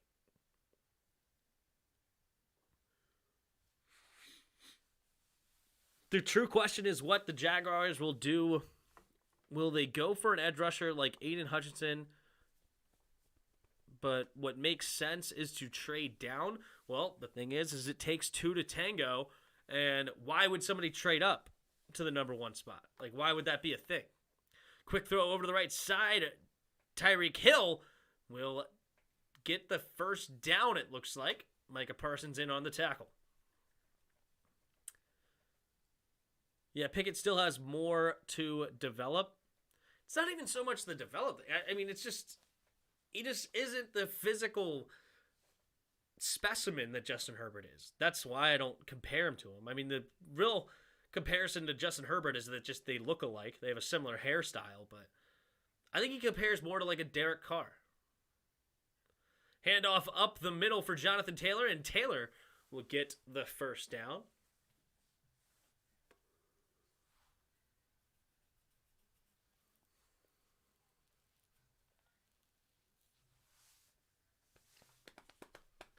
So let's take a look here at the early candidates for offensive player. I think Justin Herbert's going to get the MVP of this game, and then the defensive player of the game would be Max Crosby so far, by a mile. Here we go. Mac Jones trying to run to the left side. Will stay on his feet. And will he get the first down? I think so. No, second down. Fair enough. Brian Griese and Tom Brady, former teammates in Michigan in the mid-90s. Brian Griese, the commentator on ABC for this game. I don't think Hutchinson should go that high. I feel he's a bit overrated. He's good, but not as good as where they have him going. I would like to see Kayvon Thibodeau still go number 1, but that's just me. Throws over the middle, and it is caught by Stefan Diggs for a first down. The AFC moving the ball here, up by 7. I like how Pickett said his hand size doesn't matter because he has a double jointed thumb. Like, okay. Yeah, that is kind of a weird. I guess he's saying is because it's double jointed, he can make his hand wider. I don't know how double jointed thumbs work, but that's weird. I think the true number 1 pick should be Kayvon Thibodeau. I agree. I like Kayvon. Here we go. Mac Jones handing it off. Oh, we get a reverse coming here. And Deontay Johnson has room to run. Oh, Micah Parsons getting a hit on Deontay Johnson, knocking him to the ground. Micah Parsons looking like he's trying to steal the Defensive Player of the Game award. He's doing all right. He's got 5 tackles and a sack. So he's making an argument. I still say Max Crosby has the slight edge right now because of the 3 knockdown passes. He also has a sack, also has 2 tackles for loss. And was it TJ Watt or Max Crosby that knocked the ball out of... Oh, Brian Burns is going to get a sack here for the NFC on Mac Jones. 3rd down coming up for the AFC.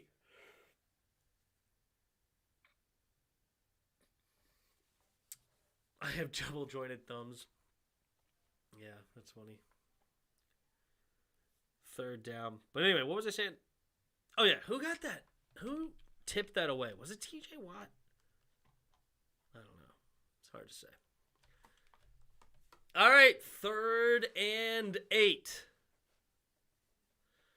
Jones drops back to pass. Throws it to the left side. Has a man open in the middle. And, a little pitch to Deontay Johnson, and Johnson will be brought to the ground. Micah Parsons gets another tackle, but not enough. It'll be a 1st down. Have you seen all the NBA All-Star Trophy? They paid a tribute to Kobe Bryant. It's so nice. Oh, I did not see that. All-Star Trophy. NBA All-Star Trophy. Reimagine Kobe Bryant trophy for Kia All-Star Game MVP. Is this it? Why does that have anything to do? The Kobe Bryant trophy. Why is this a Kobe Bryant?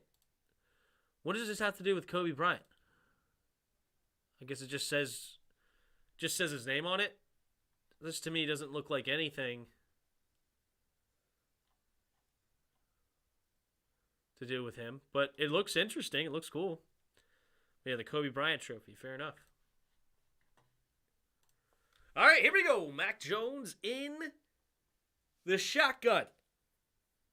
9:20 to go in the 3rd quarter. They are up inside the red zone of the NFC.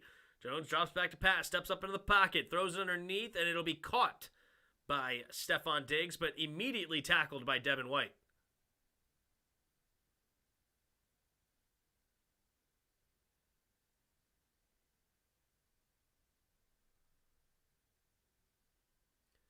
I think it's just the name. Yeah. A lot of people got snubbed for the NBA All-Star, and I can't believe Draymond Green got in. Dude freaking averages 7.8 points.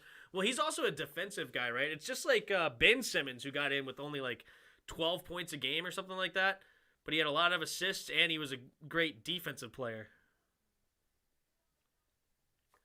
But I haven't even looked at the NBA All-Star game.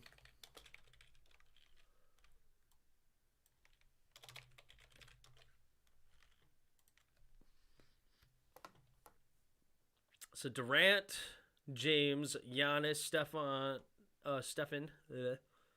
DeRozan makes sense. He's having a good year, 26.6. Jokic is good. John Morant's good. Joel Embiid, Trae Young, Andrew Wiggins makes sense.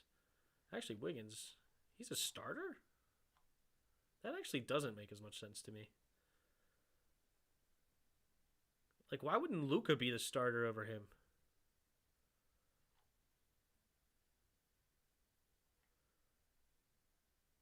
Or something. Like, I don't know. A lot of guys could have been a starter, I feel like, over him. But either way, okay. Jimmy Butler, 21, almost 22 points a game with 6 assists. Not bad. And 6 rebounds. Makes sense. Devin Booker. Darius Garland. That's an interesting one. First All-Star appearance. Luka. Rudy Gobert, James Harden. Those guys make sense. Draymond Green, Zach LaVine, Chris Middleton, Donovan Mitchell. Chris Paul makes another one. 12th All-Star. Oh, we got Hunter Renfrow getting a touchdown for the AFC, and they take a 2-touchdown lead here. Matt Jones on the move, throwing it on the run. And what a catch! Oh my God! That thing was an absolute dot. And Hunter Renfrow getting 2 feet in bounds, touchdown. Mac Jones, 7 for 7, 83 yards and a touchdown today. Nice play there. Rip, I have the cough. Uh-oh. Aiden Shepherd says, AFC always wins. Oh, I can't really see in the pictures. Expert JK, lol. If you search it up, they add 8 and 24, and the top represents Kobe's last MVP trophy, designed on it, and had added other stuff as well. I see. Jared Allen got snubbed as well. He's more of a better defender than Draymond Green. Okay. Interesting.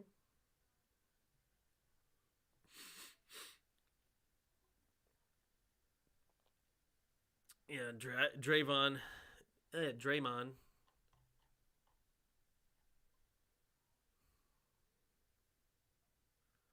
Overall, I don't hate who the all-star guys are. I'd have to say, like, okay, take a look at who got snubbed. NBA all-star snubs. The biggest snubs. Let's take a look here.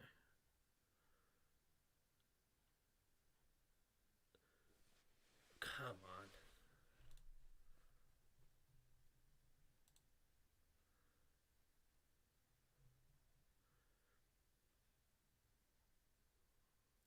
All right, so here's the Eastern Conference snubs. LaMelo Ball. 2 of his teammates. No, wait. I was thinking the other Ball. Why can't I think of his name? That's good. Lonzo. There it is. Lonzo Ball. The other guys, the 2 teammates. But yeah, nearly 20 points a game. Not bad. But Charlotte's not very good overall, aren't they? Jared Allen, 16 points per game, 10 rebounds. But they are on the East. These are for the East. Draymond Green's on the West, so can't really compare them there. So these guys are the East. Like, who would I knock out on the East? Maybe Darius Garland. That's an interesting one. But Cleveland's playing well, so that makes more sense because their team's doing well. Isn't Cleveland, like, atop the standings right now or something like that? Fred VanVleet's averaging more points. Chris Middleton's having a good year with, of course, on the Bucks, who are always solid. I don't really hate the East. It's like, I'm not seeing any of these snubs and thinking, like, they definitely should be in over anyone else.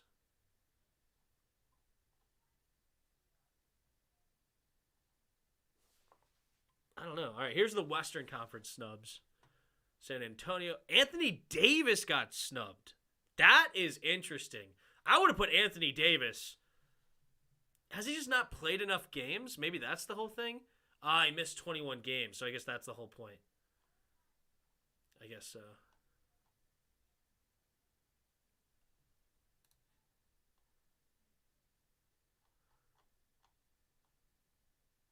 I guess that's the point.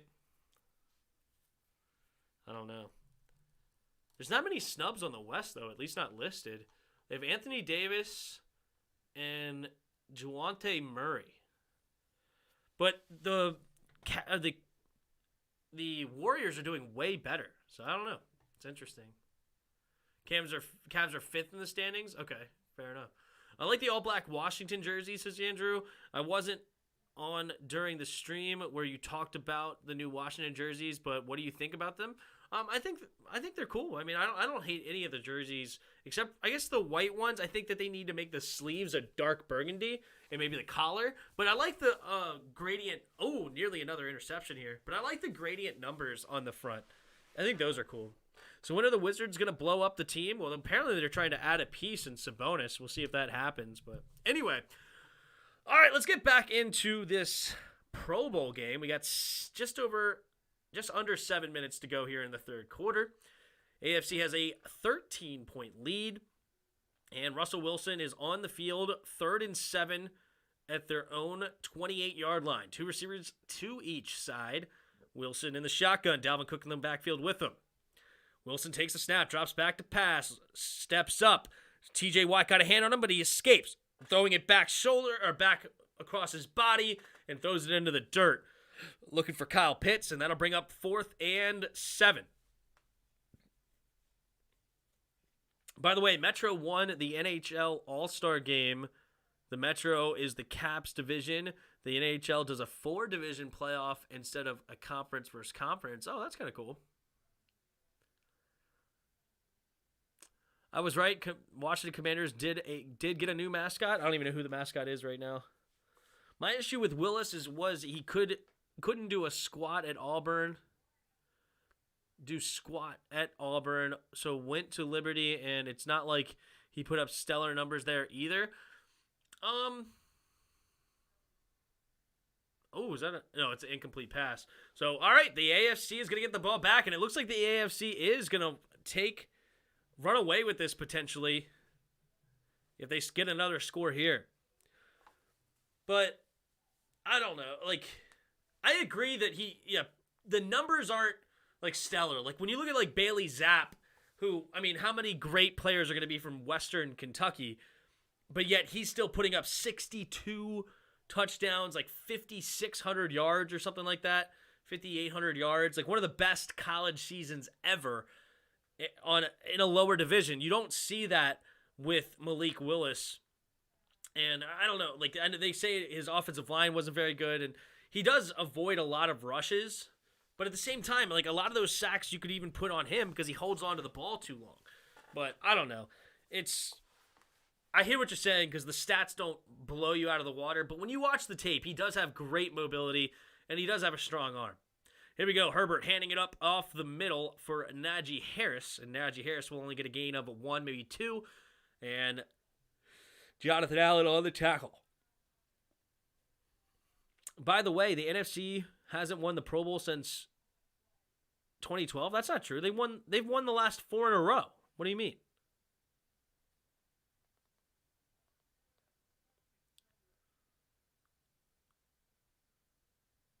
How do you have 3 sets, home and away? 3rd set, all black, is sick.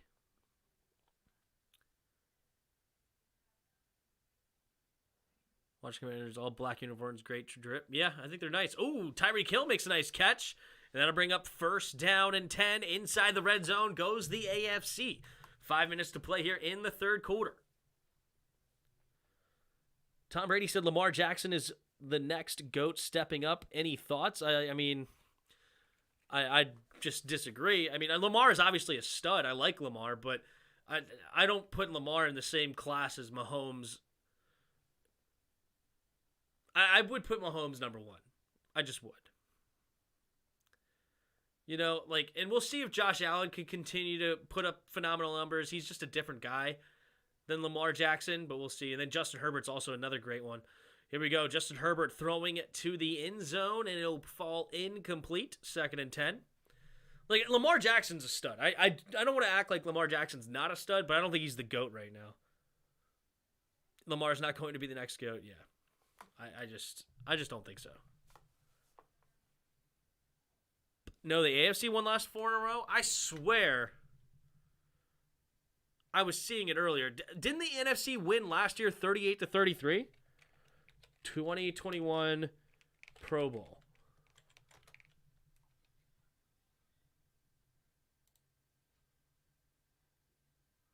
Game canceled due to COVID. So hold on.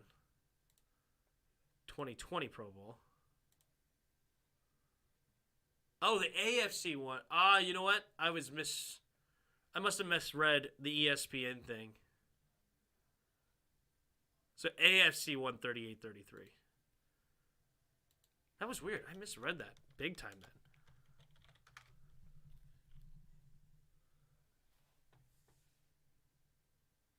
then. AFC dominated NFC 26-7. Yeah, I just misread that whole thing on ESPN. There was the thing, like, you know, before the game, they showed their last 5 games, and I just misread it, apparently. point blank because I was definitely reading as NFC won the last 4. Here we go, throwing it underneath and caught by Hunter Renfrow on 3rd and 10, enough for a first down. Hunter Renfrow going to the ground again. Was that Robert Quinn? Robert Quinn, the only one actually tackling the people to the ground, I believe. Wow, they're not going to give him the first down. It's 4th and 1, they say.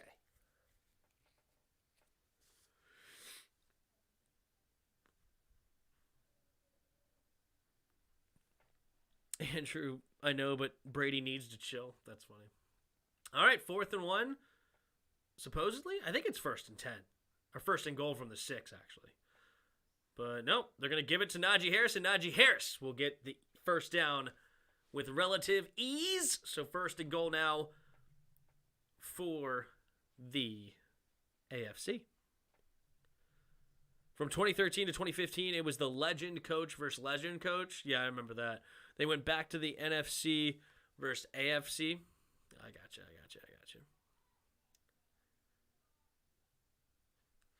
All right, 1st and goal. Najee Harris, 1,200 rushing yards this season. Steelers rookie record. That's awesome. 1,200 rushing yards in a rookie year. Nothing to scoff at, especially considering he had one of the worst offensive lines in football. All right, 2 tight end set here. Herbert in the shotgun. Takes a snap. Handoff up the middle. Oh, we're going to do a little reverse here. Now we're looking to pass for Stefan Diggs. No, Stefan Diggs will just run it in. And we get the first rushing touchdown of the day. Goes to Stefan Diggs. Stefan Diggs showing up. Look at him go.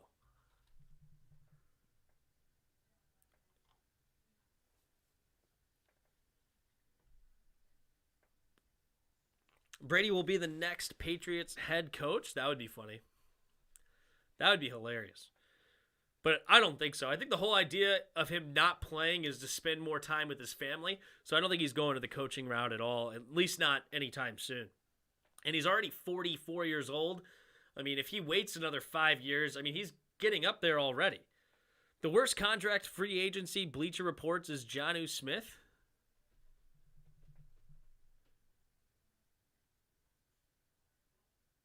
I'm confused by what you just said. If the Patriots hire Adam Gase as OC, they're done. Yeah, you ain't never lie, expert. You ain't never lie on that one. That is hysterical.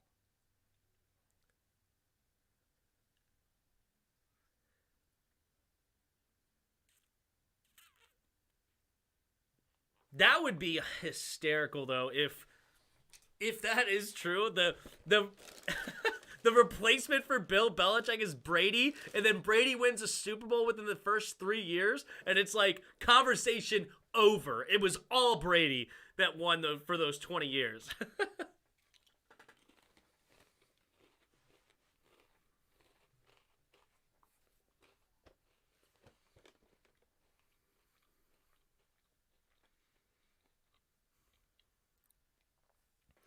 Yeah, Patriots should hire Adam Gase. That is a horrible take to even consider it. Yeah, it's unbelievable. It's unbelievable that they're even thinking about it. Adam Gase is a joke. He's a joke. Like, the only reason he's even considered is because he coached Peyton Manning. But in reality, he didn't. Peyton Manning was the coach, and the player, and the coordinator, and the play caller. Peyton Manning did everything.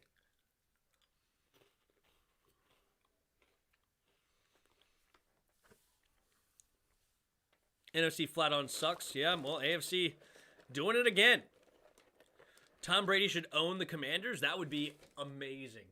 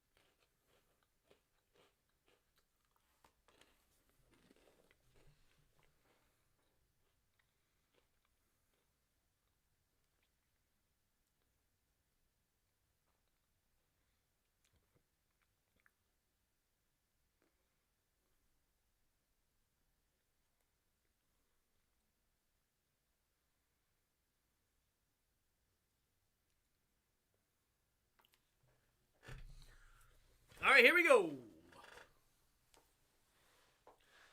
Kyler Murray, under center at their own 25-yard line. Takes a snap.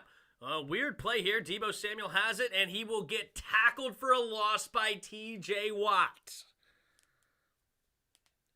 There's Cameron Jordan from the Saints with Lisa Salter on the sidelines. Look at QB's career. Made horrible, like Darnold, Osweiler, ruined Tannehill in Miami, but at least he's great with the Titans. Was he great with the Titans? Oh, Tannehill's great with the Titans. True. I thought you were talking about Gates for a second. I was like, I didn't even know he coached the Titans, or like coached on the Titans. We all knew Brady was going to retire someday, just was a matter of when. But yeah, I didn't think he was going to retire yet. I thought leading the league in touchdowns and yards, I thought he could have kept going. Jacob's in the house. What up, Jacob? Here we go. Murray in the shotgun. Drops back to pass. Going deep. Caught by CeeDee Lamb. And he will get tackled, but after getting a first down. 35 seconds left here in the third quarter. Will the NFC make a comeback here at all? It'll be interesting. Adam Gase is the GOAT. Was able to hustle Miami for head coach. Only then somehow finesse the Jets, who are in the same division, for another head coaching gig. You ain't lying. You know what? I blame Scott Turner for Adam Gase's struggles. You know, if it wasn't for Scott Turner's play calling, Adam Gase would actually be one of the greatest coaches of all time. But not even the great Adam Gase can survive the play calling of one Scott Turner. I mean, good grief. Scott Turner just absolutely screwed him. And then also, he never had a quarterback like, Sean Mannion. Never had a quarterback like Sean Mannion. So how in the world did you expect him to succeed in those two places when he never had the greatest quarterbacks, such as Mannion, and he had to rely on Scott Turner's play calling? Tough times.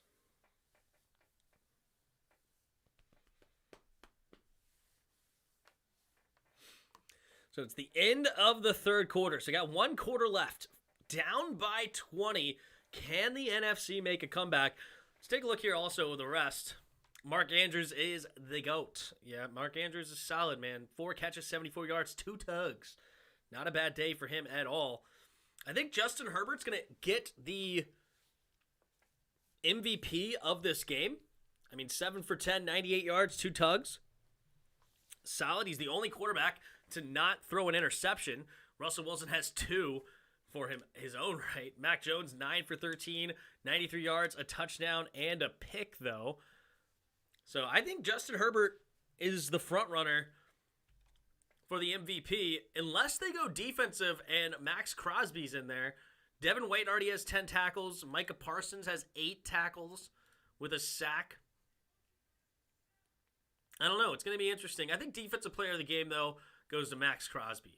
I still say Max Crosby gets defensive player of the game. Now you get it, Tim. That's right. If only they were more smash mouth. Exactly. Come on. You can't put it on Adam Gase when he didn't have the smash mouth. He had Scott Turner, and he didn't have Sean Mannion. I mean, come on.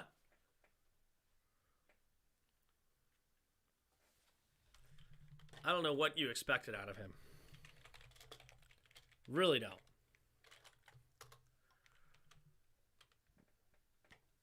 Sean Thomas Mannion, the greatest quarterback that you've never heard of.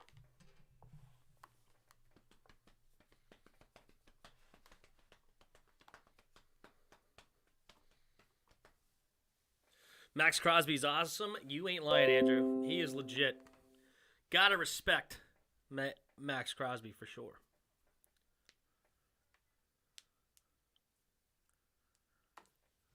What is it?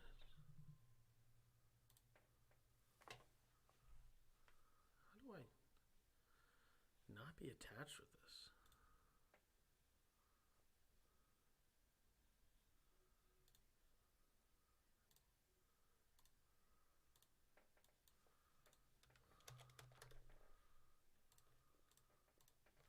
All right, here we go. Murray in the shotgun. 2nd and 12. Drops back to pass. Quick throw over to the right side. Caught by Connor. Connor has a little bit of room to run, and he will get a gain of about 7.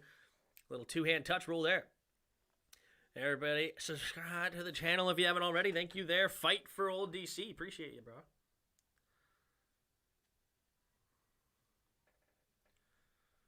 Use the restroom.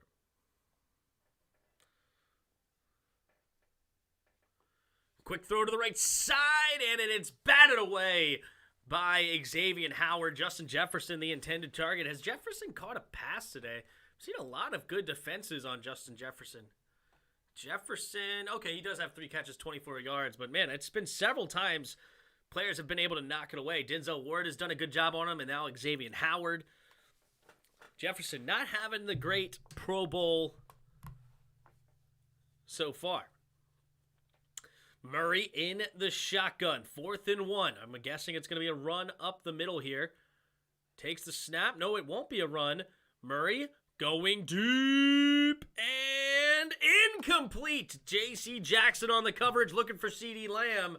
And the AFC will get the ball back up by 20. Autismo says, I told you, Tim. Yeah, and you know what? To be fair, I completely misread the thing earlier I just found out. I thought the last 4 times, for some reason, when I read it earlier, the NFC has won. But no, the AFC has won the last 4 times in a row. And so now it's going to be 5 in a row. So completely misread whatever I was looking at earlier.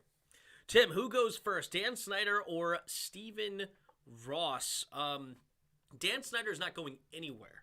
It's unbelievable. He's just a mud monster. You know, it's ridiculous. He just can't be defeated. And, yeah, it sucks. Sucks, and sucks.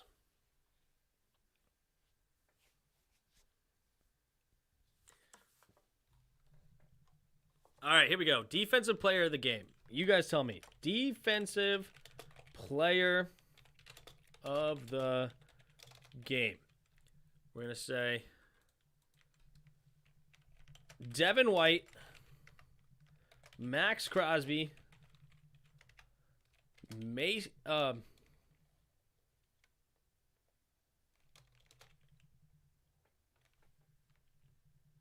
Micah Parsons. Good night. His name just went completely out of my head for a second. Micah Parsons. And then, who else is in that contention? Anybody else? TJ Watt, let's say. TJ Watt. Ask the community, who's it going to be? Who's the defensive player of the Pro Bowl?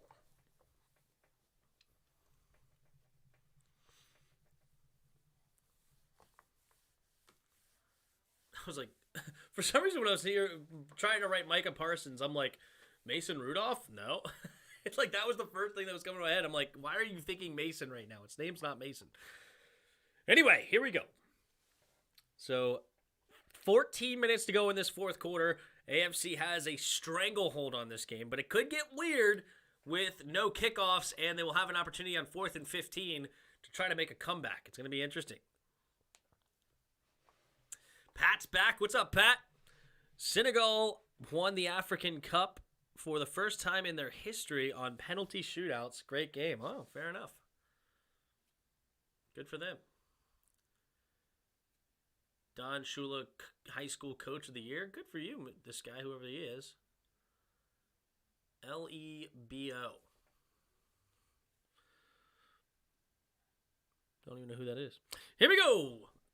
Murray in the shotgun. Takes a snap. Quick throw to the left side, and it's going to be caught by Kittle. George Kittle makes the grab for about an 8-yard gain. 2nd down coming up. They got to hurry up and make a comeback here. I don't even know how they have the football. Didn't they just throw it on 4th and 1?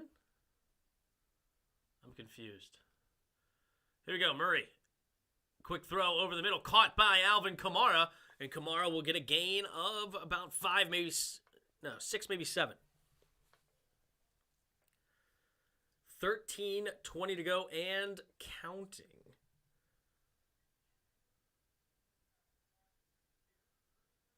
2 receivers to each side. Kamara, the running back. Murray takes the snap. 4-man rush. Going deep. Has his man. Justin Jefferson out of bounds inside the red zone. 13:02. Tyrann Mathieu saying some words of like, yo, if that was a real game, your butt would have been popped. But instead, we're playing two-hand touch rules, basically. So it's a nice gain there for Justin Jefferson of about 17 yards.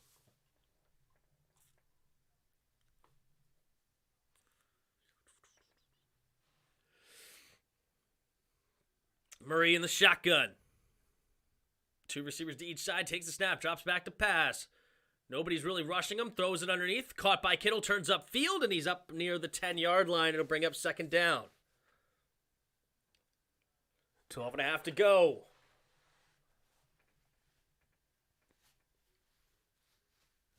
So let's see what the early votes are saying on who's going to get the defensive player of the game. Devin White, Max Crosby, and TJ Watt all getting votes, so nobody's voting on Micah Parsons. TJ Watt just took the lead. Murray in the shotgun. Takes a snap, drops back, pump fakes. Now rolling to his right side, pumps again. Now back to the middle. Looking, now has to roll all the way out to the right, escaping. Now throws it into the flat, caught by Kamara. And Kamara will get up near the 5 and bring up 2nd and goal. Under 12 minutes and counting now. Can the NFC make this a game? Kyle Pitts is a weird-looking dude. He's got a long face. Talented guy, though. 11.5 to go here in the 4th quarter. 2 receivers to each side. Kamara takes the snap, drops back to pass. Nobody's rushing him. He's got plenty of time. Oh, there comes actually Cameron Hayward over the middle and thrown in the middle of the field. Incomplete, looking for CeeDee Lamb. No good on that one. So 3rd and goal. 3rd and goal. That's right. Also, who has the interceptions? You got to take into consideration the interceptions. All right, so nobody has interceptions so far. Or 2 interceptions, I mean. There's 6 interceptions. We may see under 8 interceptions. It looks like the quarterbacks are taking it a little bit more seriously and not trying to throw interceptions here. 3rd and goal. Murray in the shotgun. Takes the snap, drops back to pass, throwing it to the right side and batted down. Looking for Jefferson. Who is the corner on that one? Big stop there. Oh my gosh. What a throw by that girl. Who in the world is that girl? Definitely an interesting form there on the throw, but it was a dot. I guess that was the halftime game. Nice play. Here we go. Murray in the shotgun. 4th and goal. They got to get it in now. Murray takes the snap, drops back, scanning the field, throws it to his left side, and touchdown, Kyle Pitts. All right, the NFC is not dead yet. Not dead yet, ladies and gentlemen. It's now a 2-touchdown game with 10:18 to go. And they will get the ball on 4th and 15. They could potentially keep the ball. Whereas Brandon Sheriff, wasn't he a Pro Bowler? I guess he decided not to play because contract year, maybe? He didn't want to take a chance of getting hurt before getting paid, maybe? Probably would make sense if he didn't show up for this game because of that reason. Andrew Insomniac says, comeback, maybe. Will we see a big comeback? So my understanding of the rules right now, they will get a chance at 4th and 15 here.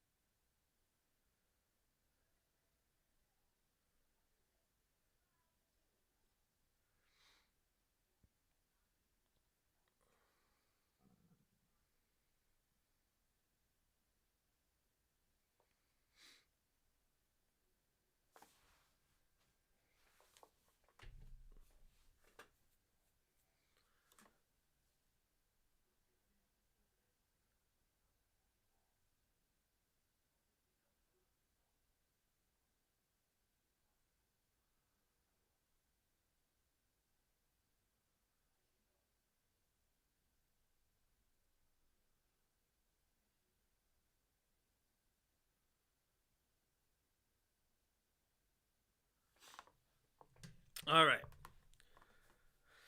41-28. Also, what's sad is that we're not going to have the longest field goal attempt. The AFC needs to get into field goal range for Justin Tucker to try to get a long field goal. Because right now, I believe the longest field goal attempt gets some sort of big payday for a charity of their choice. So let's see if they give one of these kickers an opportunity at a big field goal kick. Maybe they even will kick it on like first down or something.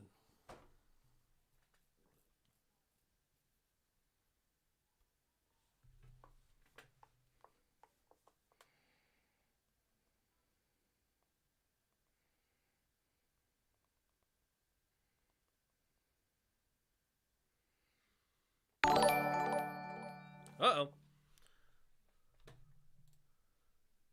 Just Live just subscribed to us. Thank you so much, Live, for subscribing to the channel. All right, Russell Wilson. Yeah, get Tucker's 70-yard attempt. That would be awesome. All right, so 4th and 15. Will the NFC try to make a comeback here?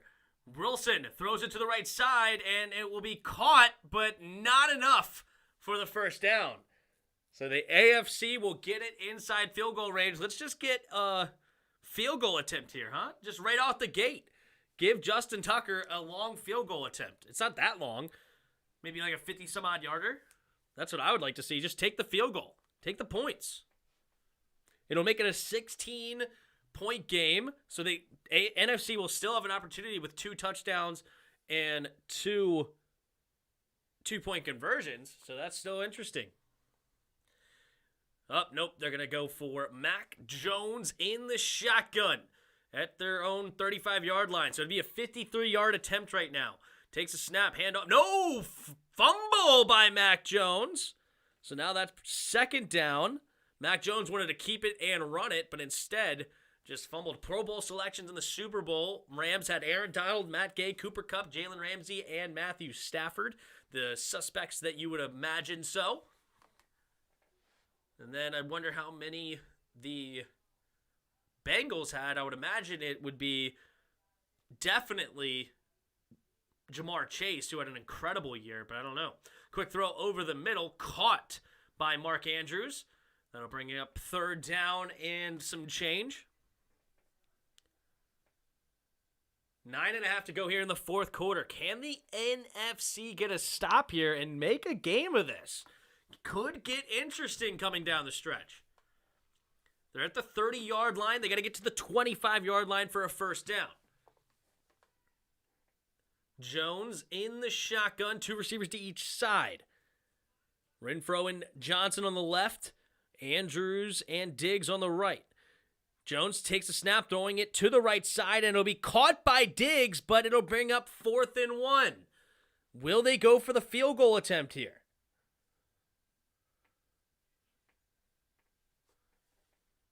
Very, very interesting.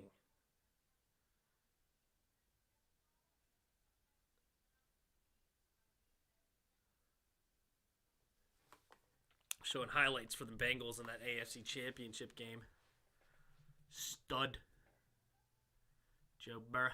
All right, they're going for it here on 4th and 1. Mac Jones in the shotgun.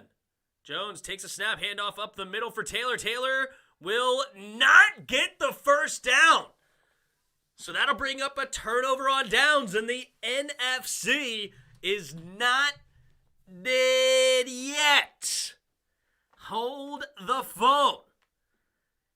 Don't write it off yet. The 41-28 NFC is right there in the thick of things. Got to get a touchdown here, though, but they're going to be starting on their own 26-yard line. So they get a 74-yard drive, but they have plenty of time. It's 8:17 to go in the 4th quarter. Anything is possible.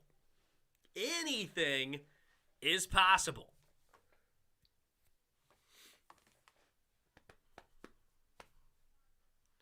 You know, I got to use the restroom real quick. I'll be right back.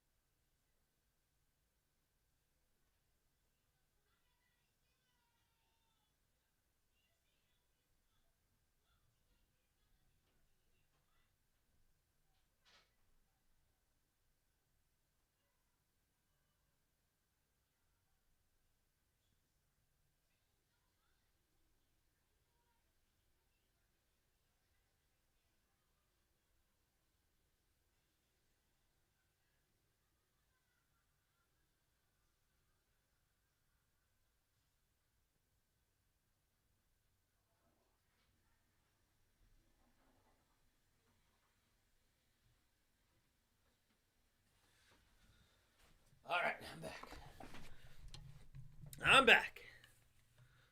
So yeah, Max Crosby getting all the love on the votes. 56% of you say Max Crosby would be the defensive player of the game.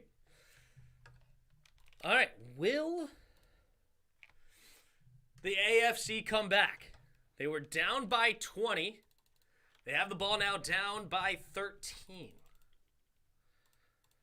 Will the NFC come back?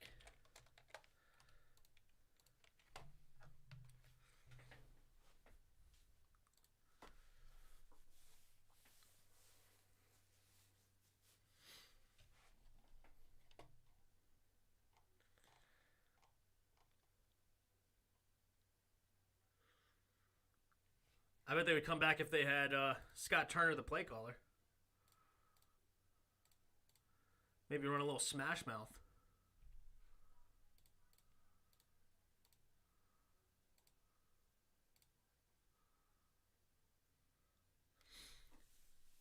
How much time is left? 8 minutes and 17 seconds there, Breadstick. What up, Breadstick? Mr. Raider fan. Wishful thinking that want the NFC to come back. We'll see. Here we go. Nice throw by Russell Wilson downfield. Caught by Mike Evans. Here comes the NFC. 8 minutes and counting right now in the fourth quarter. Russell Wilson making the call. 2 receivers to each side. Takes the snap, drops back. Quick throw over the middle, and it is caught by Kyle Pitts for a gain of about 6.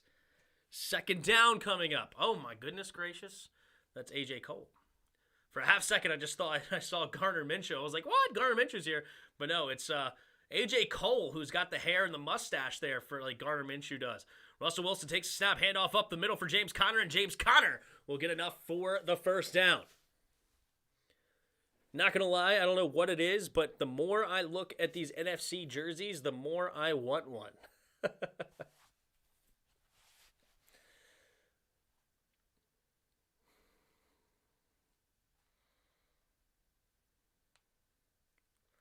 7 minutes to go now. Russell Wilson in the shotgun. 2 receivers to each side. Takes the snap. Drops back to pass. Quick throw over to the left side, and it will be caught. It'll be caught there by Jakeem Grant for a gain of about 4.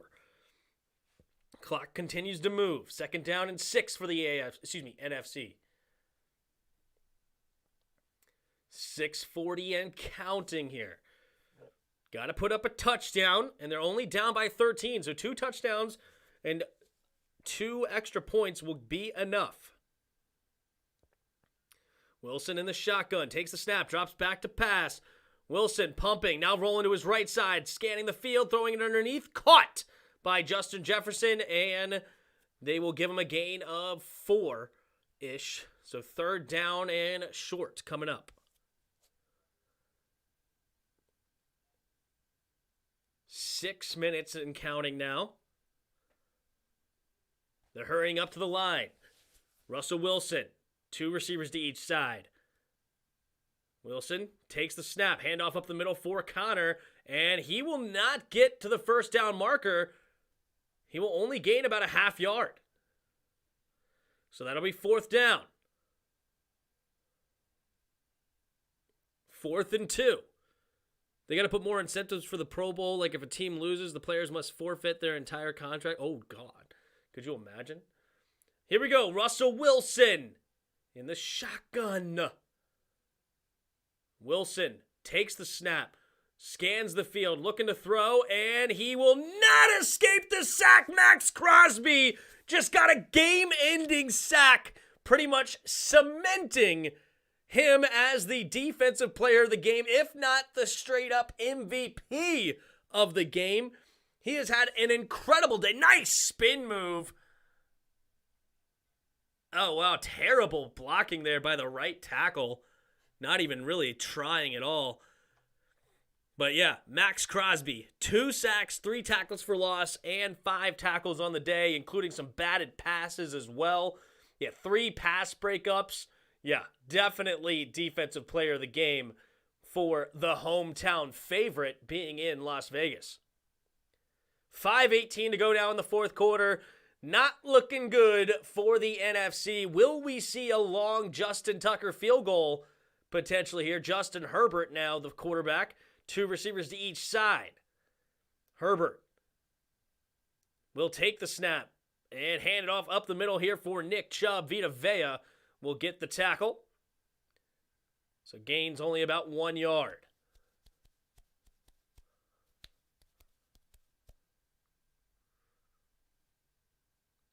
That will get them to play Smash Mouth, yeah. 4:55 to go here in the fourth quarter. And counting. Herbert goes into the huddle. 10 seconds on the play clock. Herbert in the shotgun. 5 seconds on the play clock. Got to hurry up. 4, 3, 2, 1. Takes the snap. Handoff up the middle for Nick Chubb. And Nick Chubb will get another gain of maybe about 3. So 3rd down and 6 coming up. Yep, Bengals stars under the age 26 for the Super Bowl. Joe Burrow, 25. Joe Mixon, 25. Jamar Chase, 21. And T. Higgins, 23. All 3 of those weapons getting over 1,000 yards on the year. 3rd and 5. Just over 4 minutes to play. A big first down here could basically all but ice the game. Herbert, 7 for 10, 98 yards and 2 tugs today. Potential MVP of the game if it's not given to Max Crosby. 2 receivers to each side. Takes a snap, drops back to pass. Herbert throwing it over the middle and intercepted. NFC is not dead yet. Marshawn Lattimore keeps the NFC chances alive, and they will get the ball at the 35-yard line. Justin Herbert becomes the 6th quarterback out of 6 to get an interception. Stefan Diggs a little lazy on the play, and Marshawn Lattimore coming up with an interception. Uh-oh. 7 interceptions on the day. And they're not dead yet. 3:47 to play here in the fourth quarter. Can the NFC make the comeback? We saw 7 interceptions. Will we get over that over-under 8? Will we do it? 3:47 to play here in the fourth quarter. Now they're getting close to the point where these teams are going to start taking this pretty seriously. Budda Baker, 4-time Pro Bowl selection. For some reason getting shown right there. He didn't get the pick. But here we go. Murray steps up, throws to the left side, caught by CeeDee Lamb, and CeeDee Lamb will go out of bounds after a gain of 9, stops the clock with 3:40 on it.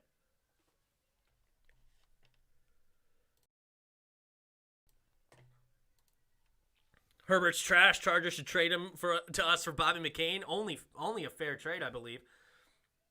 Honestly, do we want to get rid of Bobby Kane that badly? 3:40 to go. Murray in the shotgun. Takes the snap. Drops back to pass. Murray steps up. Pumping. Looking. Scanning. Now throws it over to the left side. Caught by George Kittle with plenty of room to run. And he will get inside the 10-yard line. 3:28 to play. Uh-oh. This is making a interesting final minutes of this football game. As interesting as a Pro Bowl could possibly get. Here we go.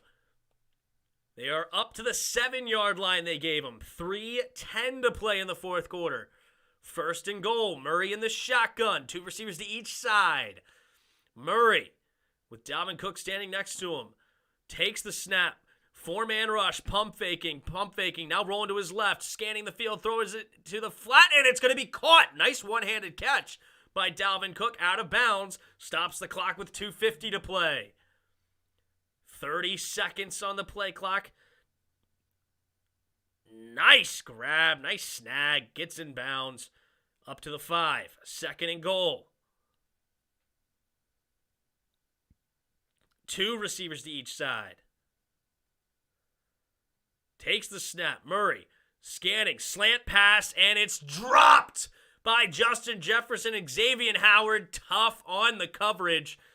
Takes 4 seconds off the play clock, and it's 3rd and goal. Justin Jefferson, it was a little bit behind him. Still a catchable ball there. Here we go, 2:46 to play. Kyler Murray, 5 yards away from pay dirt.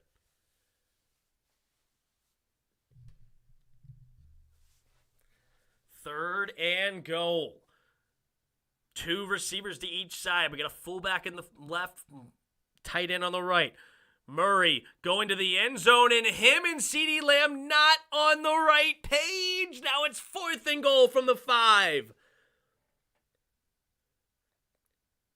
Uh-oh. Can they do it? They're so close to making this a ball game. Murray, 17 for 27, 2 touchdowns and a pick. He could have his 3rd touchdown on the day if he gets it here. If he makes a touchdown here, he could be the offensive player or the MVP of the game potentially. Here we go. Murray. He's got that cool visor. Takes a snap. Murray scans the field. 4-man rush. Throws into the end zone. Touchdown! NFC Dalvin Cook makes the grab. And we got ourselves a ball game here, ladies and gents. There's 2 timeouts remaining and the 2-minute warning, I believe. So the NFC will have a chance to complete the comeback. Murray gets his 3rd touchdown of the day. And I don't even think I put him as an option earlier of who would have the most touchdowns. And he ends up with it. Jake Elliott for the extra point. The kick is up and good. So it's 41-35. Now I believe the NFC will get a chance with a 4th and 15 opportunity. Kirk Cousins has only seen the field twice, I believe. He's 6 for 10, 66 yards, a touchdown, and a pick. Will we see him again? 4th and 15 attempts today. They've been 8 attempts combined, but not a single team has gotten one. Will we see an attempt completed today? Wait, did I say Kyle Shanahan? I didn't mean that. I meant Matt LaFleur. Sorry. The other Washington coach. Here we go. 2:36. Will they go for it here on 4th and 15? That's a question because you're putting them in field goal range if you do. If you don't get it, I should say. Interesting decision here. The coach is going to mull it over and decide which way is the best. If you put them in field goal range, you're making it a 9-point game. But, yep, No, they just gave it to them at their own 25, so they did not go for it on 4th and 15. All right. So now the AFC could potentially run it 3 times, but there's no chance of breaking any tackles. So you're most likely not going to get a big gain in the run game. But we'll see. Mac Jones takes a snap. Play action. He's going to keep it pump faking it, and he's going down. He's going to get sacked, is Mac Jones. And that's 2nd down and long, and the NFC will use a timeout. Jason Hargrave gets the sack. And they're not dead yet. Oh, they gave him... On ESPN, it says they have 3 timeouts, but in reality, they only have 2 timeouts. So they only have 1 timeout remaining.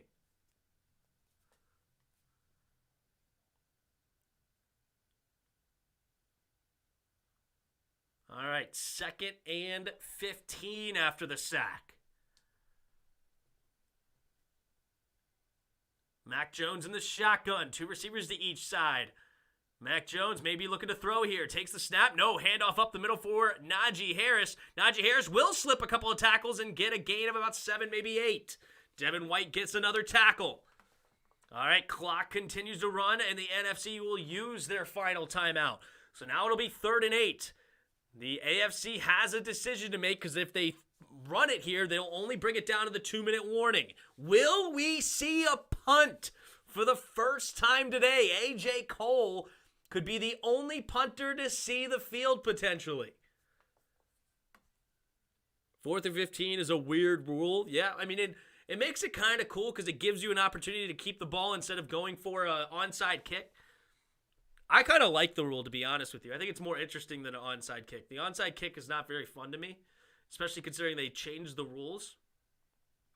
And it's so rare to get it. Like, it'd still be rare to get a 4th and 15, but I don't think it'd be as rare, and I think it'd be more exciting. Here we go. 2 receivers to each side. Mac Jones in the shotgun. It's 3rd and 6 at their own 29-yard line. Najee Harris in the backfield with him.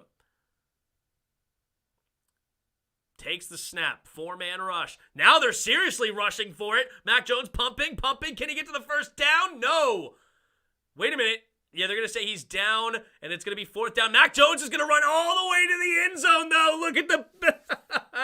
That is funny. He ran all the way to the end zone.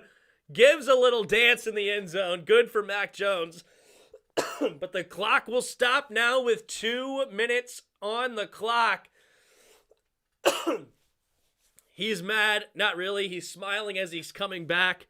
That's hilarious. Ezekiel Corliss, what's up, man? Sorry I'm late. I know you were wondering where Zeke was. That's right, Zeke. I'm glad you're here. Thanks for stopping by. 4th and 2.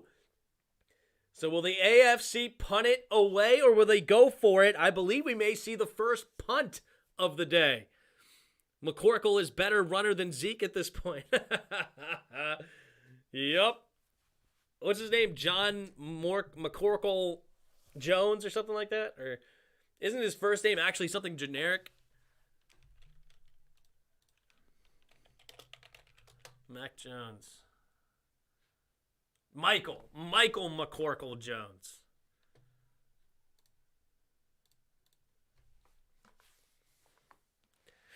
All right, we got ourselves a ball game here. Are they going to punt it?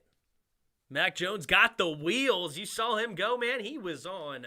I saw a little smoke. He was trying to get flames started with how fast he was moving those feet. He's probably clicking those heels, getting a little friction. Hilarious. All right, 2 minutes to play here in the ball game. We got a 41-35 game.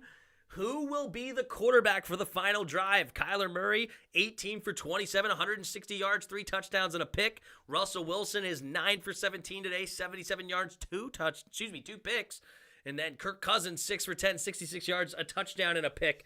Who will get the final opportunity to try to complete the comeback? Matt LaFleur will have a decision to make. Kyler Murray's technically having the best day, but I don't know who the number 1 was in the drawing, so maybe Kyler Murray will have the say, because I believe, his team had the best record out of the 3 quarterbacks, and he was probably the only one that actually selected on the first go, considering I'm sure Tom Brady was invited, and he didn't come. I'm sure Matt Stafford was invited, and then, of course, Aaron Rodgers was probably invited, so Kyler Murray may have been the only one potentially selected out of the 3 here. AFC punter, wait, why are you telling me to go out there? Yeah, the A.J. Cole is the punter right now for the AFC from Las Vegas. He's a hometown punter, and he may see the field, and I'm sure he's going to get a big standing ovation coming out there, considering that he is the hometown punter. Hilarious.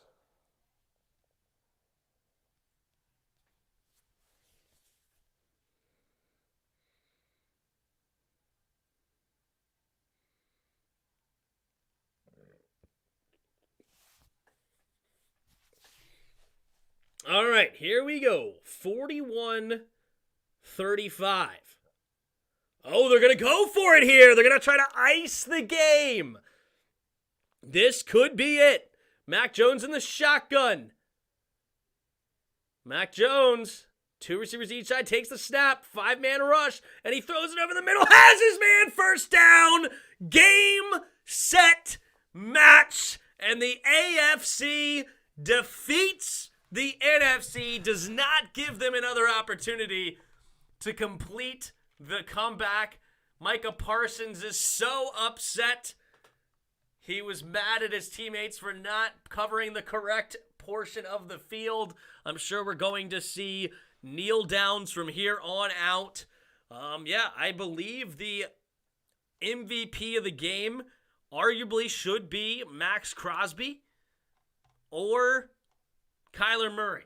but probably Max Crosby because he's on the winning team. I would give the MVP to Max Crosby. Let's see who they decide to do it. They are kneeling it, so the AFC takes another victory, the 5th victory in a row for the AFC. Who is going to get it? D-Man Votto. Who?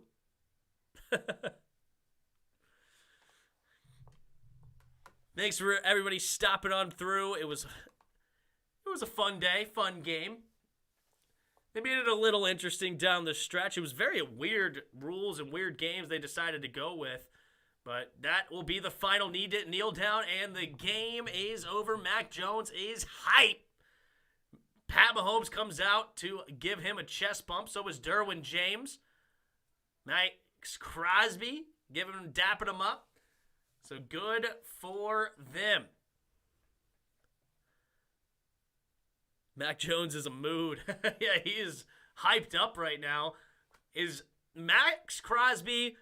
Here, let's put the votes in. Let's see. I don't know how soon we'll figure it out, but here we go. Let's put the votes in. Max Crosby or Kyler Murray? I don't think anybody else is really in the running, if we're being honest. Max Crosby. Who is MVP? Crosby or Murray? I think those are the only two options here. Murray, 18 for 27, 160 yards, 3 touchdowns and a pick.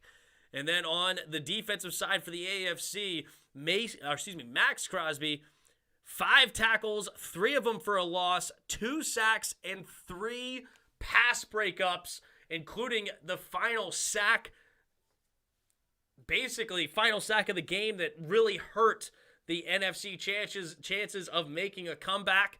So who do you have as your potential MVP? Boo, we wanted an entertaining ending. I feel you, dog. Roger Smith says garbage.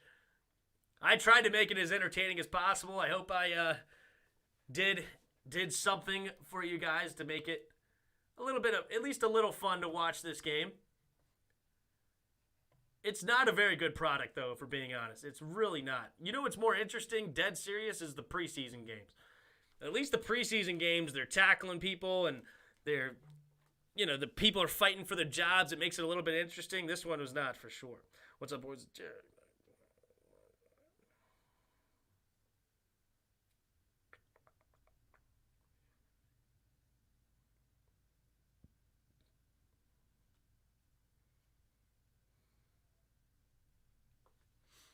I wanted Allen to dislocate someone's head from their shoulders.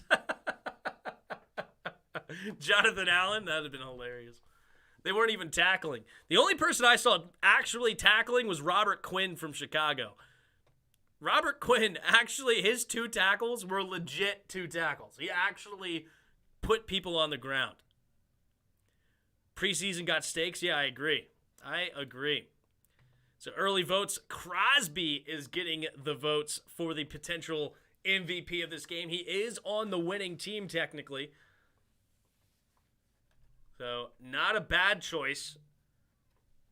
I don't know. We'll see.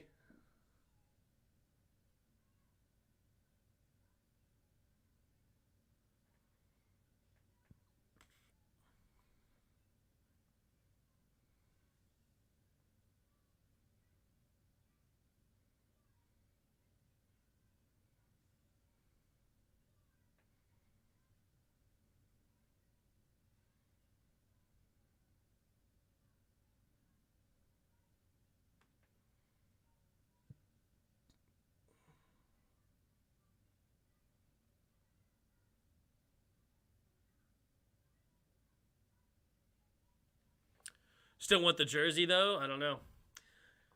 I'm going to try to see if we can get the MVP of the game, and then I'm probably going to call it a day. 3 votes still in. Crosby on top. I do plan on doing at least a 1 or 2 player breakdowns today. Now that the Senior Bowl is out.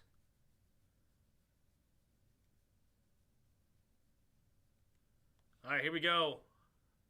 Herbert and Crosby up on the podium. Who's going to get the MVP? Let's take a listen. Pro Bowl trophy to the 2022 Pro Bowl Championship. Champions, it is my pleasure to welcome Legends captains Rod Woodson and Reggie Wayne. Rod, I'm going to start with you as a former DB. Just how impressed were you with your secondary play today, especially with those 4 picks in the first quarter? Well, not just the secondary. I think everybody played well. It's always fun to come out here and see the best of the best play. And AFC rules.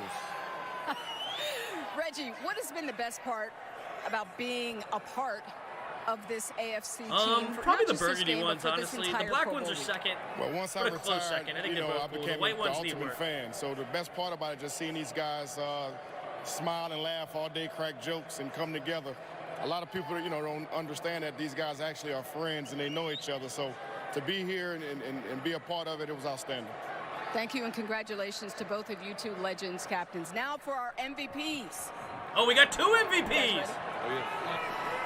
Let's bring up the 2022 Pro Bowl Defensive Most Valuable Player from the Las Vegas Raiders, Max. Oh, they did a Crosby. defensive Max, MVP and an offensive MVP. congratulations.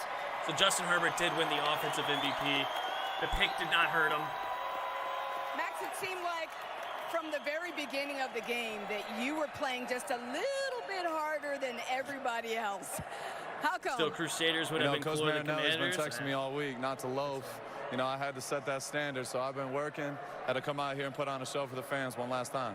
Thank you and congratulations. Just switch spots for me.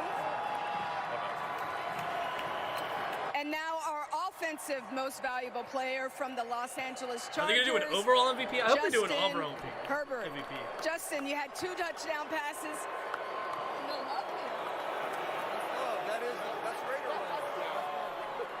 Two touchdown passes, both to Mark Andrews. This is your very first Pro Bowl.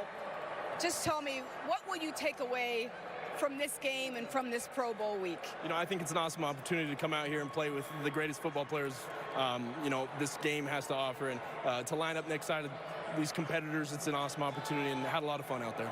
Congratulations, Justin. Congratulations, Max. Each of our MVPs will receive $20,000 to the charitable initiative of their choice. For Justin, his charity is Beyond the Bell. And for Max, his charity is Stand Up for Pitts.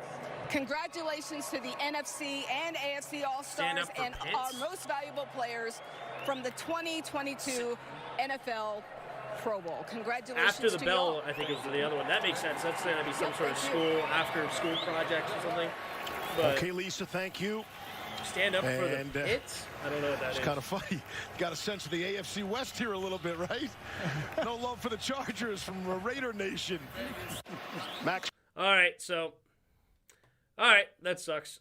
I was hoping they did one overall MVP. I think that would have been cool. But nonetheless, that is it. That's what we got. It was fun. Thank you guys for hanging out with me. And I will see you guys Wednesday for the skins in the game. And then we'll see if, just stay tuned, hit that notification bell for anything else. And I'm obviously going to, as I said, start making at least one a day for the prospects and give you my thoughts on a bunch of them and see how it goes. It should be fun. And thanks for hanging out. And until next time, see